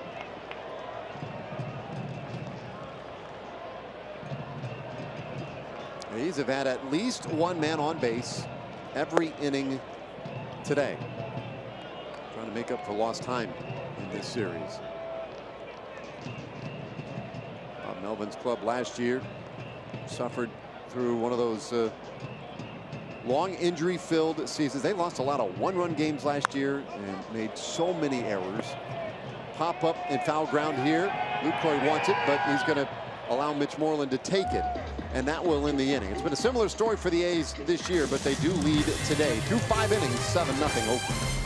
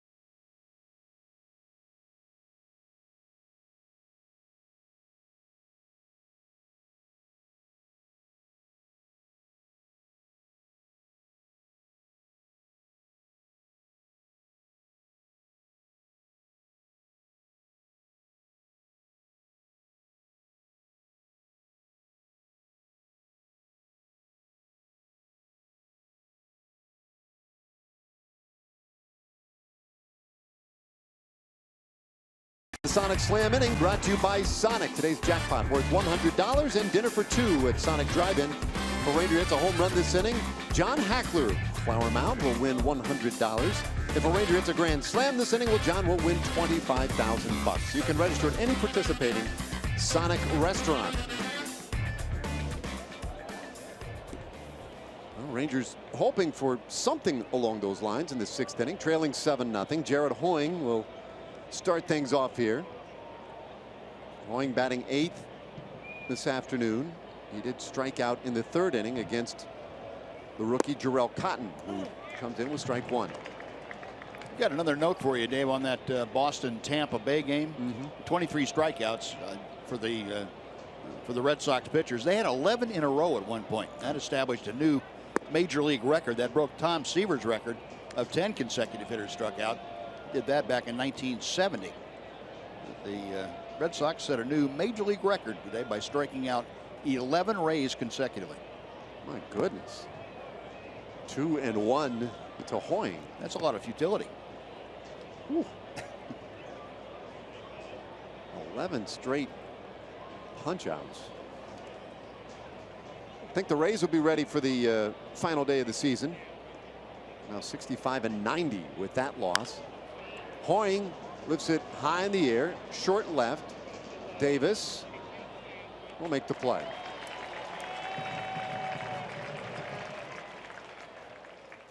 More activity in the Rangers pen. Andrew Faulkner, now he was activated the other day here, and Rangers have not used him yet in this series, so maybe a real good opportunity to get him some time today. Yeah, he's been throwing down in Arizona at Surprise. He and a number of Ranger farmhands staying sharp down there just in case. Rangers have a couple of infielders, a couple of outfielders, and a couple of pitchers working out down there, and just in case the injury bug might happen to hit the club. One fouled off the count. 0-2 on Alberto. Our Kubota power stats. Take a look at Jarrell Cotton. Boy, what an impressive young man he has been. Last 3 starts, including today, 12 strikeouts and 1 walk. Now, he hasn't had many deep counts today. He just keeps coming after guys. Yeah. In fact, to Witt, the 0-2 pitch. Bounce to short. Simeon wrestles it, throws to first, and gets Alberto. Well, it looked like he was trying to make an open field tackle on that ground ball. Yeah, tough play for Marcus Simeon. He stayed with it nicely, got in front of the ball, but didn't really have any idea what that first hop in front of him was going to do, whether it would stay down or come up, and he was just trying to react to the hop, played it off his chest. Well, 2 gone in the 6th inning. Now Ryan Rua, he came into play defensively in the bottom of the 5th, and his first at bat today against Cotton.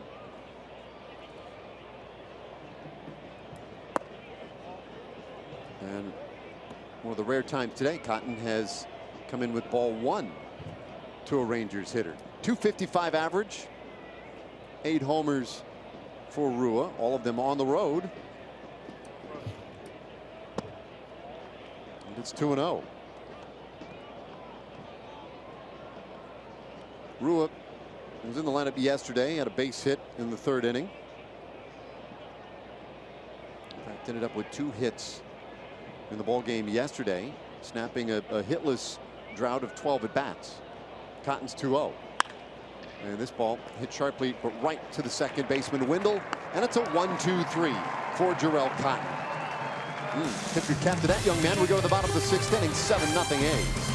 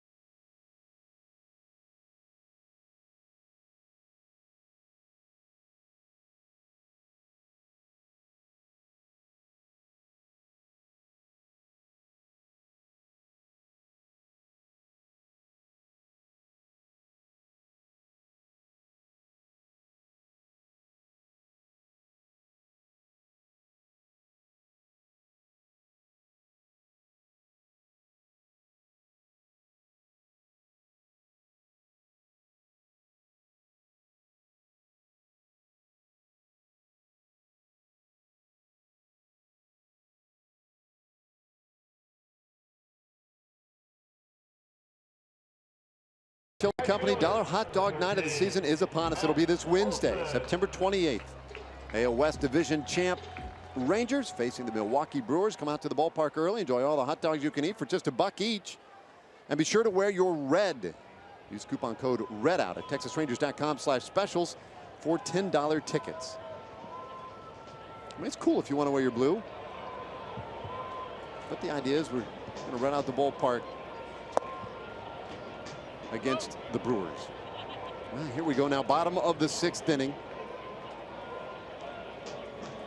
Matt Olson leading things off for Oakland, and Andrew Faulkner has come on in relief. It's 1-1. Yeah, last time we saw Andrew at the big league level was back in May. As a matter of fact, his last outing was right here in this ballpark against Oakland. He had 8 big league appearances. No record of .794 ERA and the .320 opponent's batting average. Hard one hopper right to Odor. Able to knock it down, stay with it, and get Olson one away.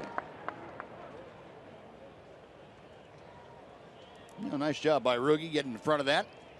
Ball almost took him out into shallow right field. Came up on him. Faulkner made the Ranger club out of spring training. He was with the big club on opening day and spent the first couple of weeks with them. Was optioned to AAA middle of April, then recalled the 11th of May for his second stint.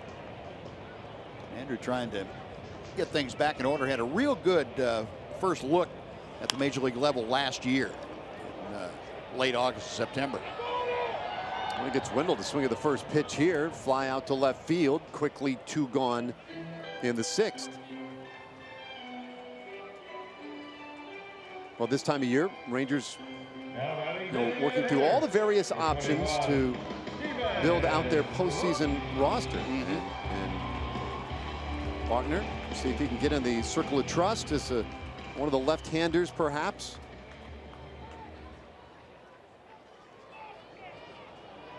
Stephen Vogt, the hitter, and this is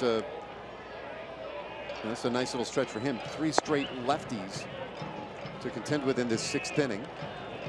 Got the first 2 quickly. Derek Holland, by the way, pitched just the 1 inning in the 5th and allowed 1 hit. That was all. Vogt pops this one foul back behind the plate. Lucroy, sure he could pick it up initially, but there wasn't going to be a play anyway.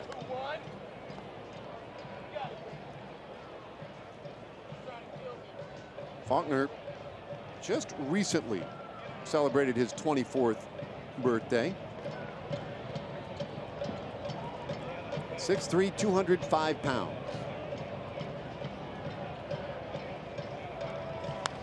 And Vogt fouls him off again. It's 1-2.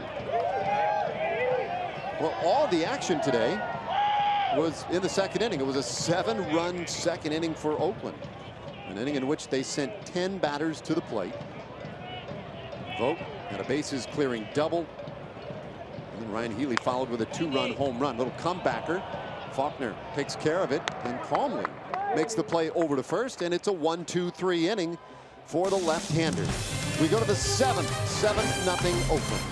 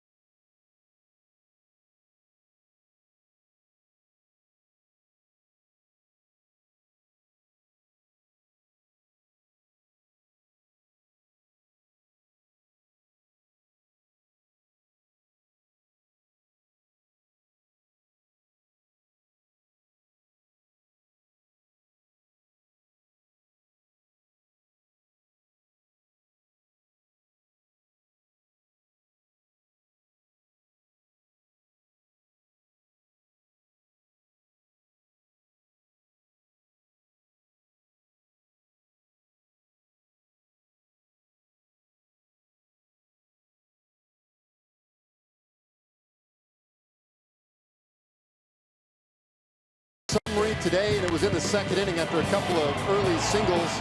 Bruce Maxwell with that bloop just over short scored the first run for Oakland. Later they would load the bases in the inning for Stephen Vogt, and that one plated all three. Close play at the plate. Odor with a great relay, but Wendell was waved safe. And then the next batter, it was Ryan Healy, and this one hung up there forever, but came down in the bleachers. A 2-run shot capping the 7-run Oakland rally.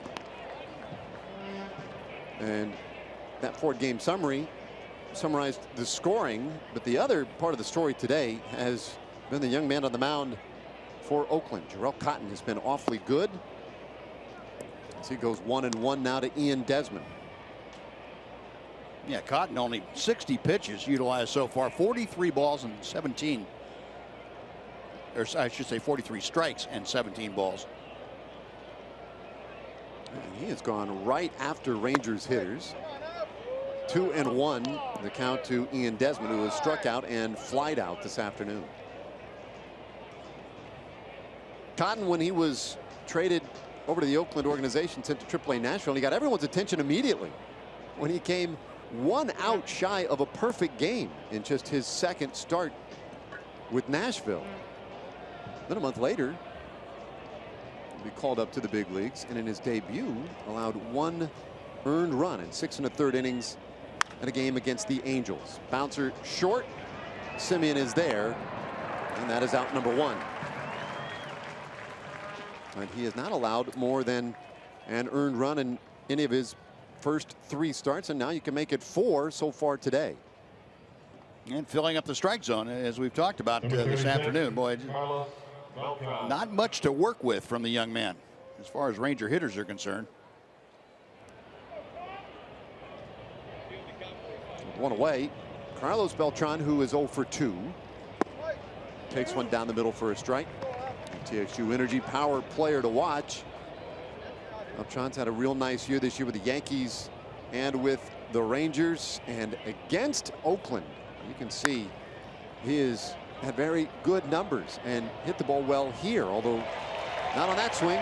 Joey Wendell able to get out there and haul in the pop out, and they're 2 away. You see a lot of at bats this afternoon, Dave, just like Carlos Beltran had. Guys just out in front a little bit or just behind. Not really comfortable picking up the velocity and identifying the pitch from Cotton very quickly.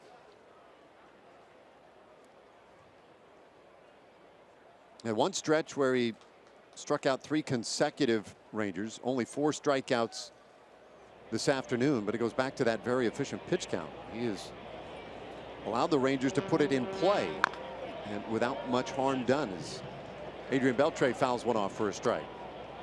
Adrian has one of the 2 hits today for the Rangers.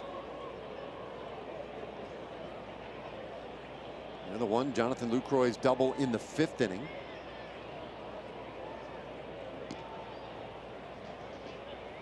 Adrian inching ever closer to that 300 mark for the year. Hits this ball a ton out to left field. Davis going back, and no chance at that. A home run. Number 32 for Adrian Beltre. And the Rangers won't be shut out this afternoon.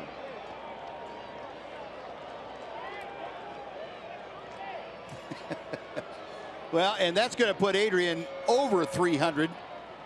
And he'll finish up over 300 for this afternoon. The first time he's been at that mark since way back in the first day of May. Beltre is 32nd home run of 2016. He is the outright team lead now, 1 ahead of Rougned Odor. Able to get his arms extended on that one, the pitch on the inner part of the plate. And that is right in Adrian Beltre's wheelhouse. So a 2-out home run for Beltre. Rangers finally break through against Jarrell Cotton. 7-1 our score, and now Odor, as you pointed out, was it Friday that after Adrian had hit the home run, boy, it pressure's on Rougned, and he's been answering every time. He has, but this is the first time that Beltre has been ahead of him. They've been tied several times when Odor answered. 1-1 the count. He even tried Adrian's one knee swing. No one knee on that one. Adrian had a pretty good idea of how to get the head of the bat to that ball.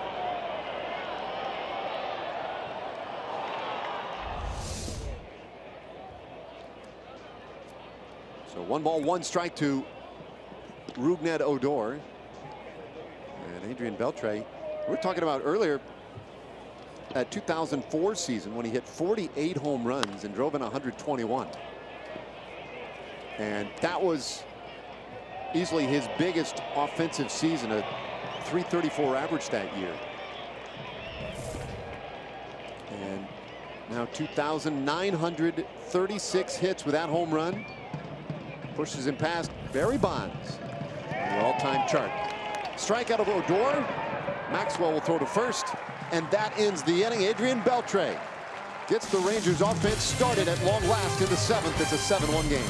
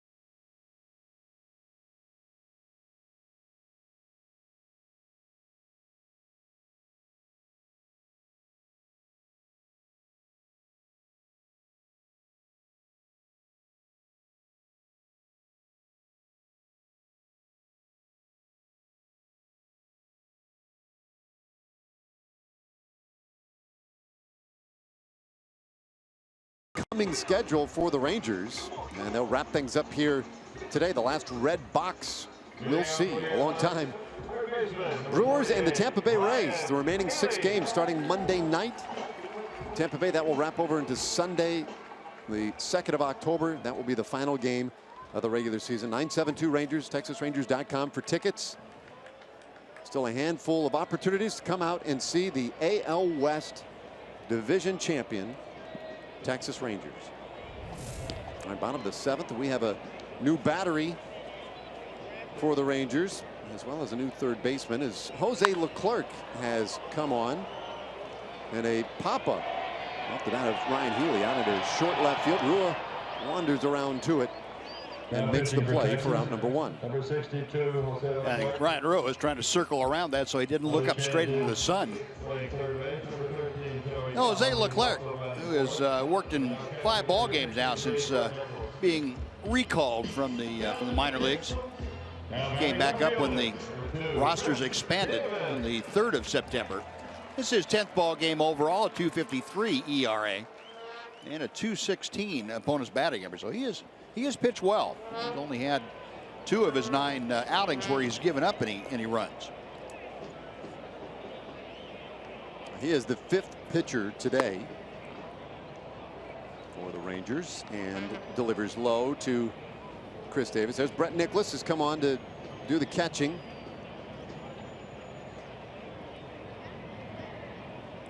So Lucroy getting a breather here at the end of the afternoon. Clerks 1-0, very high. And we mentioned Joey Gallo has checked in at third base. So Beltre done. Gomez, Beltre, Lucroy. A little extra time on this getaway day.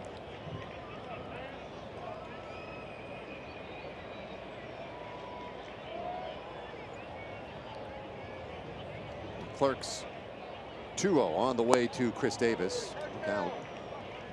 3 balls and no strikes. We were talking last inning when Andrew Faulkner came in that there are a handful of guys still working down in Arizona, just in case, as you said, the injury bug, whatever the case.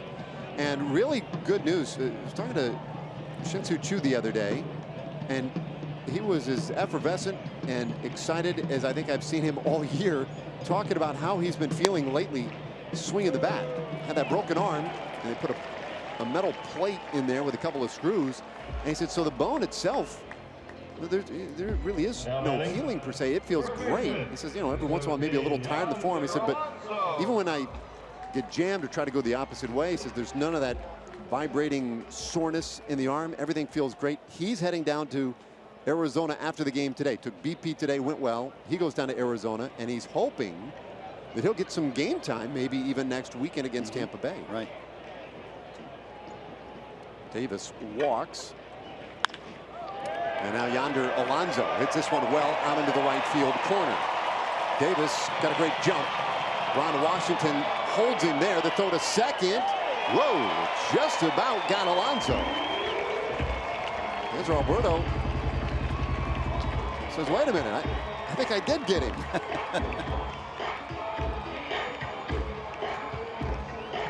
For the moment, a double. Yeah, Alonso kind of surprised that throw went to second base. He was figuring, well, I play it off the wall and throw it into the cutoff man. But Jared Hoying said, no, I'm not going to do that. I got a shot at you at second. Throw beat him, but didn't look like Anzer got that tag down in time. Although from that angle, you couldn't really tell where the tag was applied. He, like pretty much all players right now, they always make that same move. Hey, wait a minute. Yeah. But I'm with you. It did look like Alonso got in there. Jeff Bannister waiting yet for some word from his dugout. And now he's going to go out and talk about it with Jerry Meals. He doesn't have a challenge left, I don't believe. Right. So he's going to try and convince Jerry to do it on their own. Yeah. You guys may want to take a look at this, don't you? It's okay. This is all right. It looks from that angle, from the other one we saw, like the foot did get in there. Yeah. But good work by Alberto, and looked like he was playing it pretty coy, trying to deke Alonso into thinking that there maybe wasn't going to be a throw. So this is an umpire review.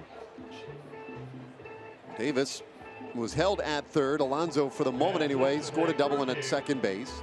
7-1 Oakland leading in the bottom of the 7th. And they check on that back in New York. When the Rangers come home tomorrow night, Martin Perez against Matt Garza, the pitching matchup. The Milwaukee Brewers coming into Globe Life Park.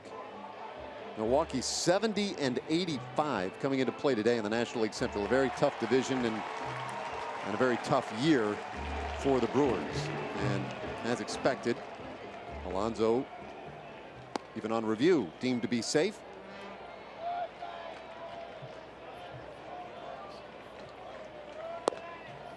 Following the review, Jose Leclerc with a couple of warm-up tosses during that delay. And here's Marcus Semien. Semien 1 for 3 with a run scored.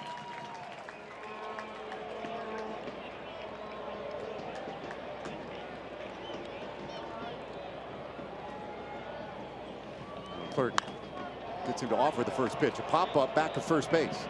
Moreland shading the eyes. Odor calling him off, and Odor bobbled it, and everybody's going to be safe. Runners had to hold because that looked for all the world as if it was going to be caught. But a very challenging sky today on a play like that. And there's no infield fly without a runner at first base, so it was all up to Root to make the play. And just couldn't get it. He tried to play it off to the side, and that ball carried just a little bit further than what he thought. It looked like there was some communication problems between he and Morgan to start the whole thing off. This wasn't a real smooth play from the beginning. Waiting on a scoring decision on that one. Right now the bases are loaded. And Bruce Maxwell is up. When they had the bases loaded in the second, it was Stephen Vogt who delivered the bases clearing double, and it is scored, by the way, a hit. This one shanked foul by Maxwell. I'm not sure I've ever seen a play scored a hit when it was in the guy's glove and popped out. Guy's glove and what, 25, 30 feet back of first base? Yeah. Well, it's a tough one for Leclerc.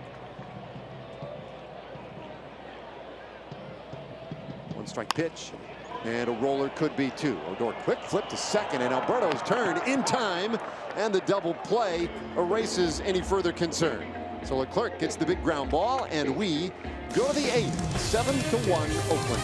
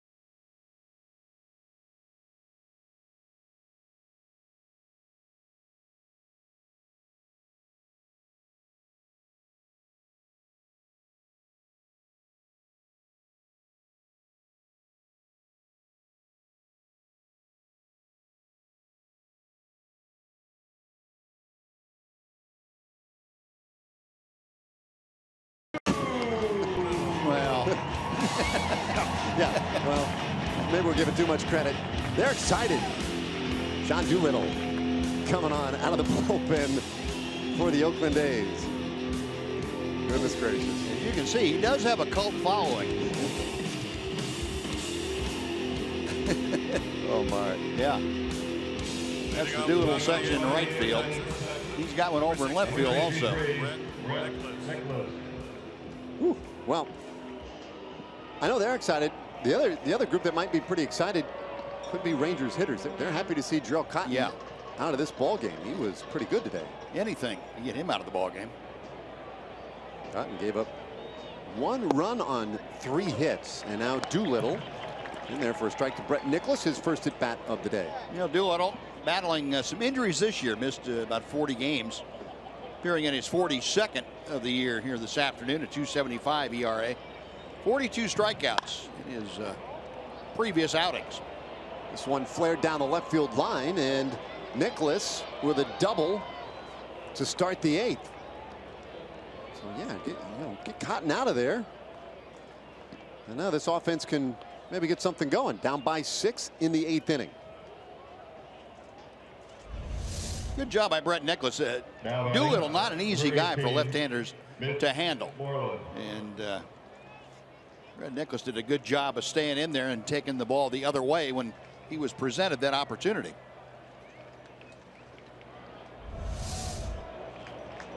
So base runner for the Rangers. Second time today that they've managed to get the leadoff man on base. The other time was when Adrian Beltre singled to start the second, and Mitch Moreland holds off on the fastball upstairs.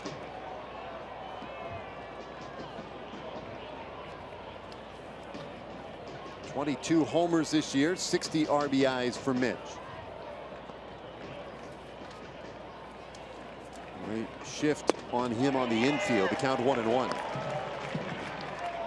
You see Wendell way out there in short right field from his second base position, and Marcus Semien just a bit to the second base side, and that leaves a lot of ground over on that left side of the infield for Ryan Healy to cover.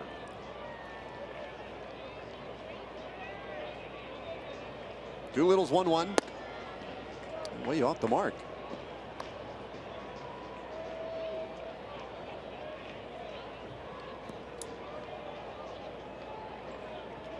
Sean Doolittle, first man out of the pen today for the Oakland A's. And tomorrow will be his 30th birthday.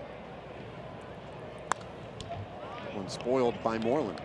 Doolittle 6'2", 210 pounds. Former compensation pick right after the first round back in 2007. And a guy who several years ago, 22 saves. I mean, he's got that real late inning kind of stuff.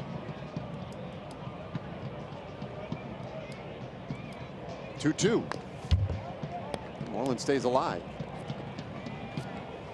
We were talking about how tough a time left-handers have against Doolittle.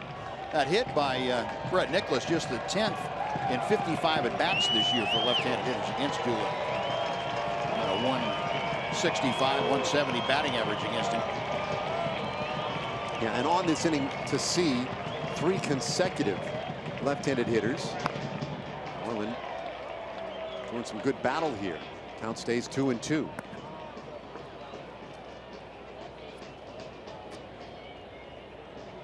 Let's see, Mario Alvarez warming for the Rangers. Rangers have already used 5 pitchers today. Colby Lewis won an inning and a third. And Nick Martinez, Derek Holland, Andrew Faulkner, and Jose Leclerc have followed. The 2-2. Moreland sends it foul again. So it will be nothing less than an 8-pitch at bat for Moreland.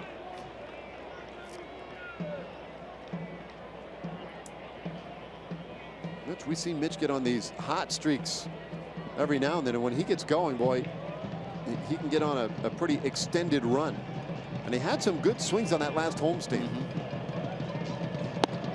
When he goes down swinging here, 1 away in the 8th. This road trip hasn't been all that pleasant for Mitch.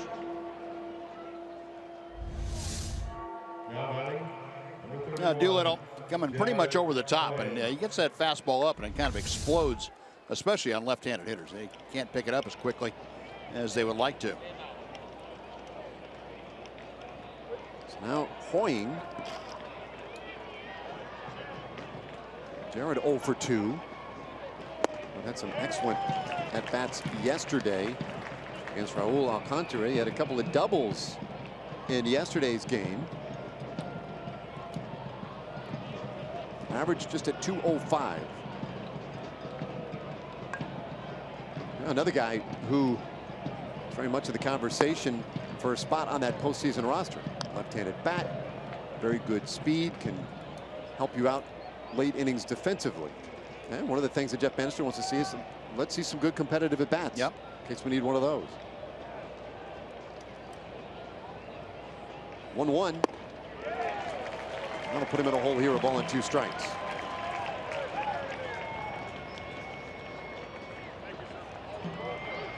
The Rangers did not have much going against Jarrell Cotton today. 4 strikeouts for the young right-hander in his 7 innings. 1-2. Popped up. Out into short right field. Olsen is there. 2 away. Time for us to take a Chevy game break. Back to the studios with Rick Renner.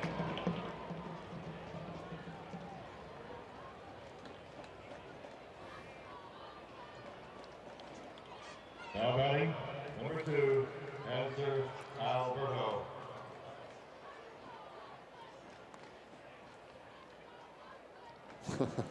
Well, let's just say that's not happening, and there will never be another Vince Scully. That's not even worth the conversation. Dodgers with a chance to clinch today in that final home broadcast with Vince Scully behind the mic, which would be pretty cool. Was the #1 song when he made his debut in 1950. If I knew you were coming, I'd have baked a cake. You know, I had a 78 of that. Fly ball out to deep right field. Olsen with some room up to the wall, and he makes the catch. Nice play. Well, Matt Olsen takes extra bases away from Hanser Alberto. And the Rangers leave the man in scoring position. Bottom of the 8th coming, 7-1 A's.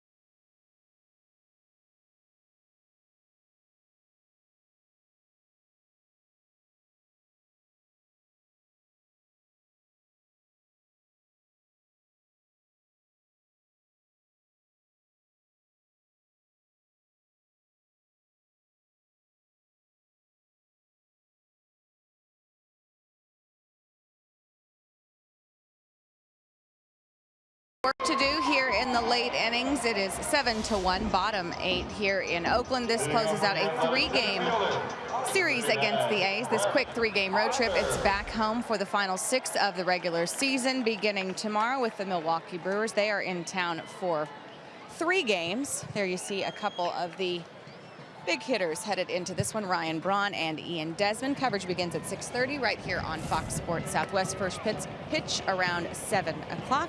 A big thanks to the fine folks at AT&T High-Speed Internet for getting us ready for the opener of 3 between the Brew Crew and the Rangers, guys. Yeah, thanks, Emily.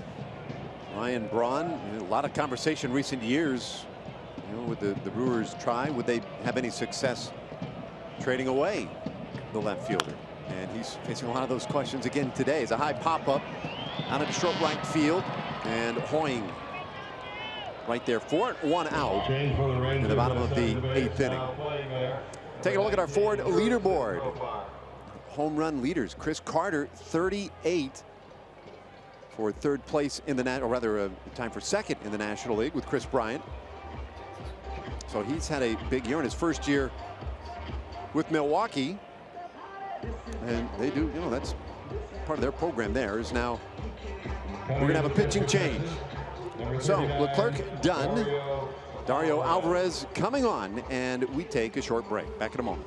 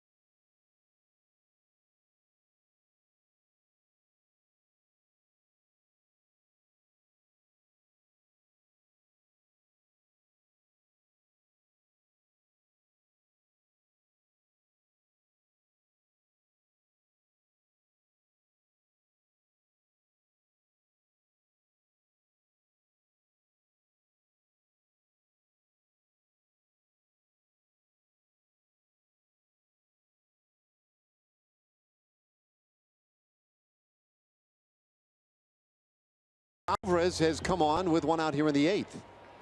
Well, Dario Alvarez on for his 25th time this year with the Rangers. 3-1 with a .547, .289 the opponent's batting average. Last time we saw Dario Alvarez on the hill was 8 days ago against these Oakland A's at Globe Life Park in Arlington. A nice job of jumping right in there with strike 1 to Matt Olson. Jose Leclerc inning and a third in relief. Olson's had a real nice day at the plate. His first big league hit. On with a walk and a run scored.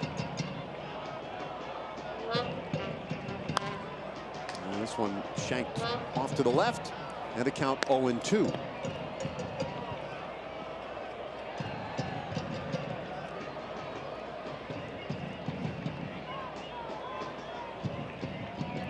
Jurickson Profar came in to play second base at the start of this inning. In fact, he nearly was out there in right field to make that play that Hoying ended up catching. And now very high. The count 1-2 to Matt Olson. So a number of changes for the Rangers late in this ball game. This one got away in the second. It was a 7-run second inning for Oakland.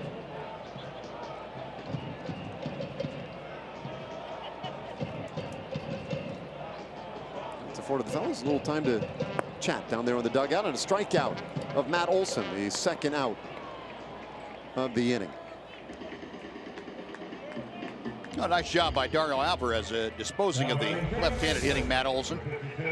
Alvarez, when he gets that breaking ball near enough the strike zone to elicit a swing, is very, very tough. It's just his command has been such that he hasn't been able to throw enough of those when he's ahead of the count to get the swings he needs. It's the strikeout of Olson, and now Joey Wendell,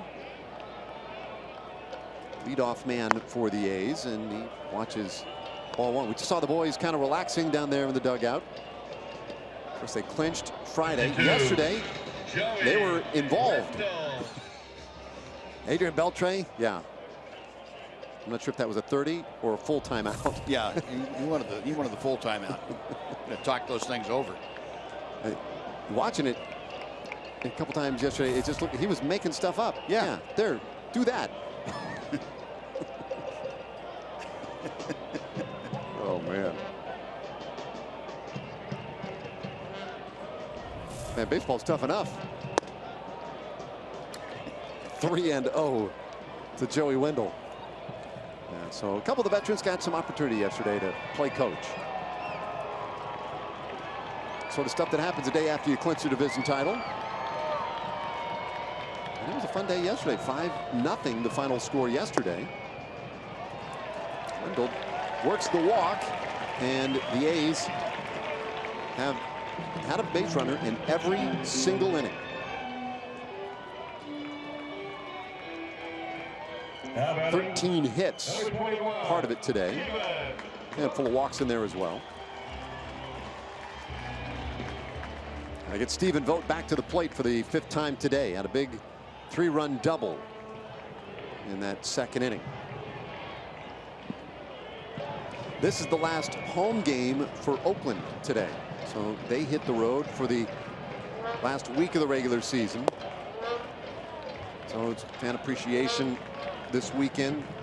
And they've had a number of very nice ceremonies here, too, to recognize employees and fans. And put a cap on an otherwise very frustrating 2016 for the Oakland A's.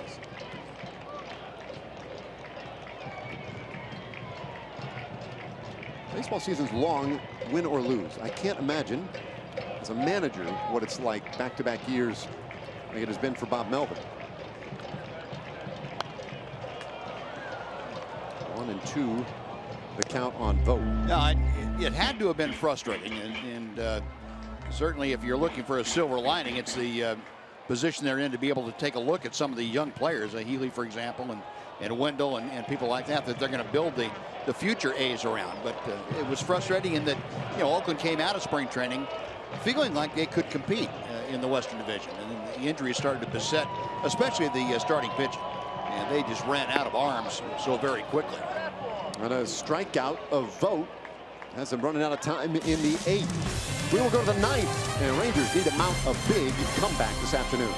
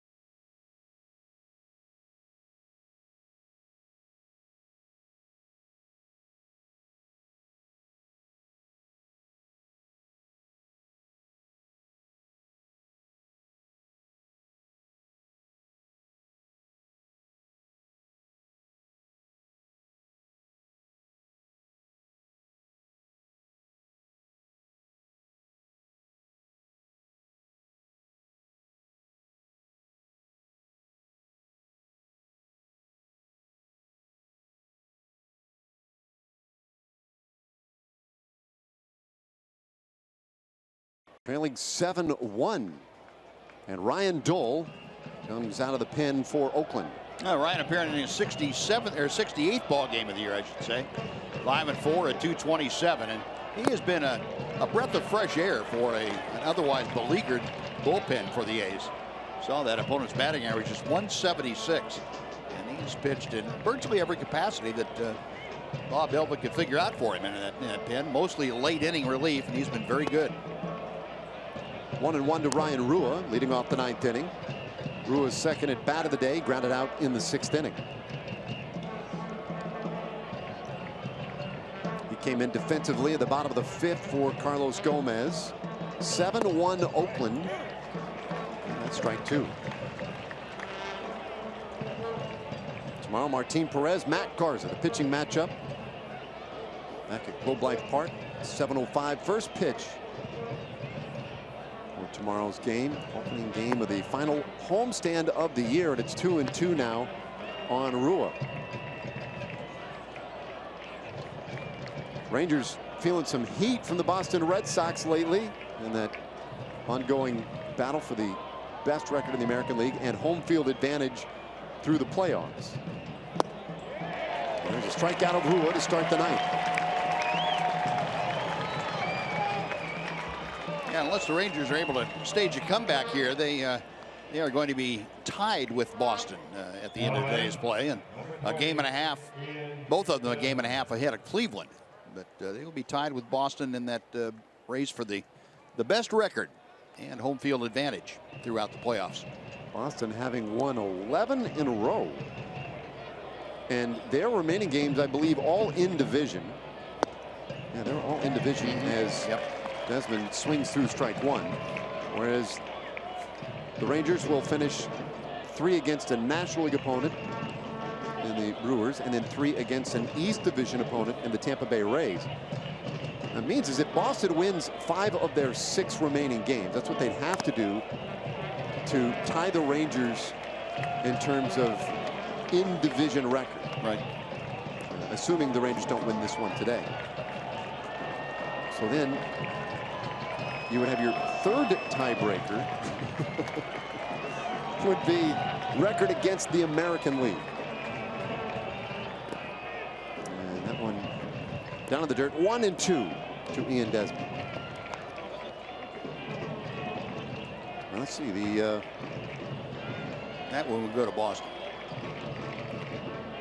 No, Rangers. No, I take it back. The Rangers still have 3 games against the National League, against Milwaukee. So there's a chance that they could end up tied in that too. And Desmond strikes out swinging.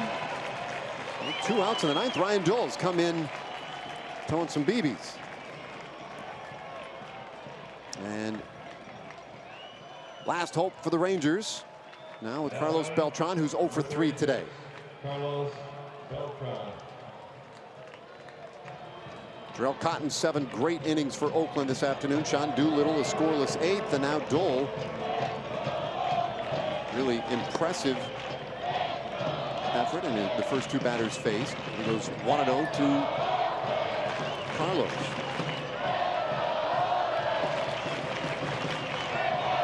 A's trying to win their final home game of the regular season. It's 1-1. I mentioned they will head to the road, 3 in Anaheim and then 4 in Seattle.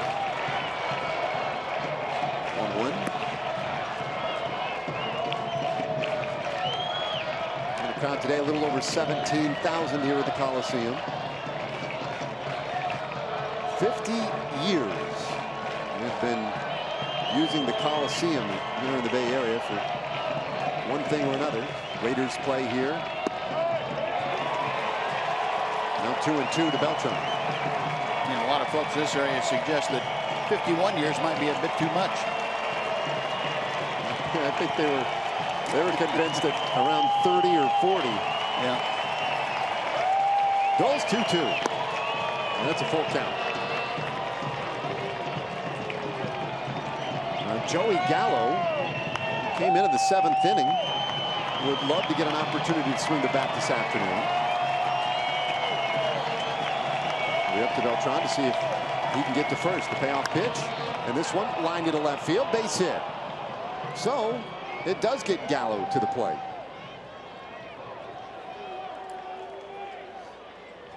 Pretty good at bat by Beltran to hang in there.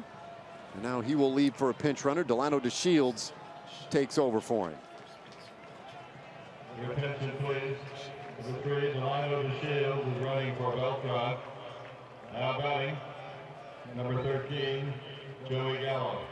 Gallo has found the at-bats hard to come by since his call-up. And that adds to the challenge. Coming off the bench, you're not getting that everyday time. That's how he would be used if he were to be a part of anything in the postseason. DeShields running uncontested to second base. That'll be defensive indifference.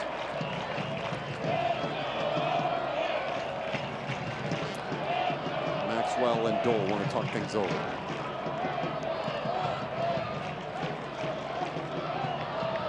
Gallo, you know, a lot of these guys are here for very specific reasons, but you look at him and you think he's a guy who brings some pretty big thump. He could win a game for you with one swing. 1-1, but he has not fared well this year at the big league level. No, contact is an ongoing problem, and Joey's going to have to grow into that power.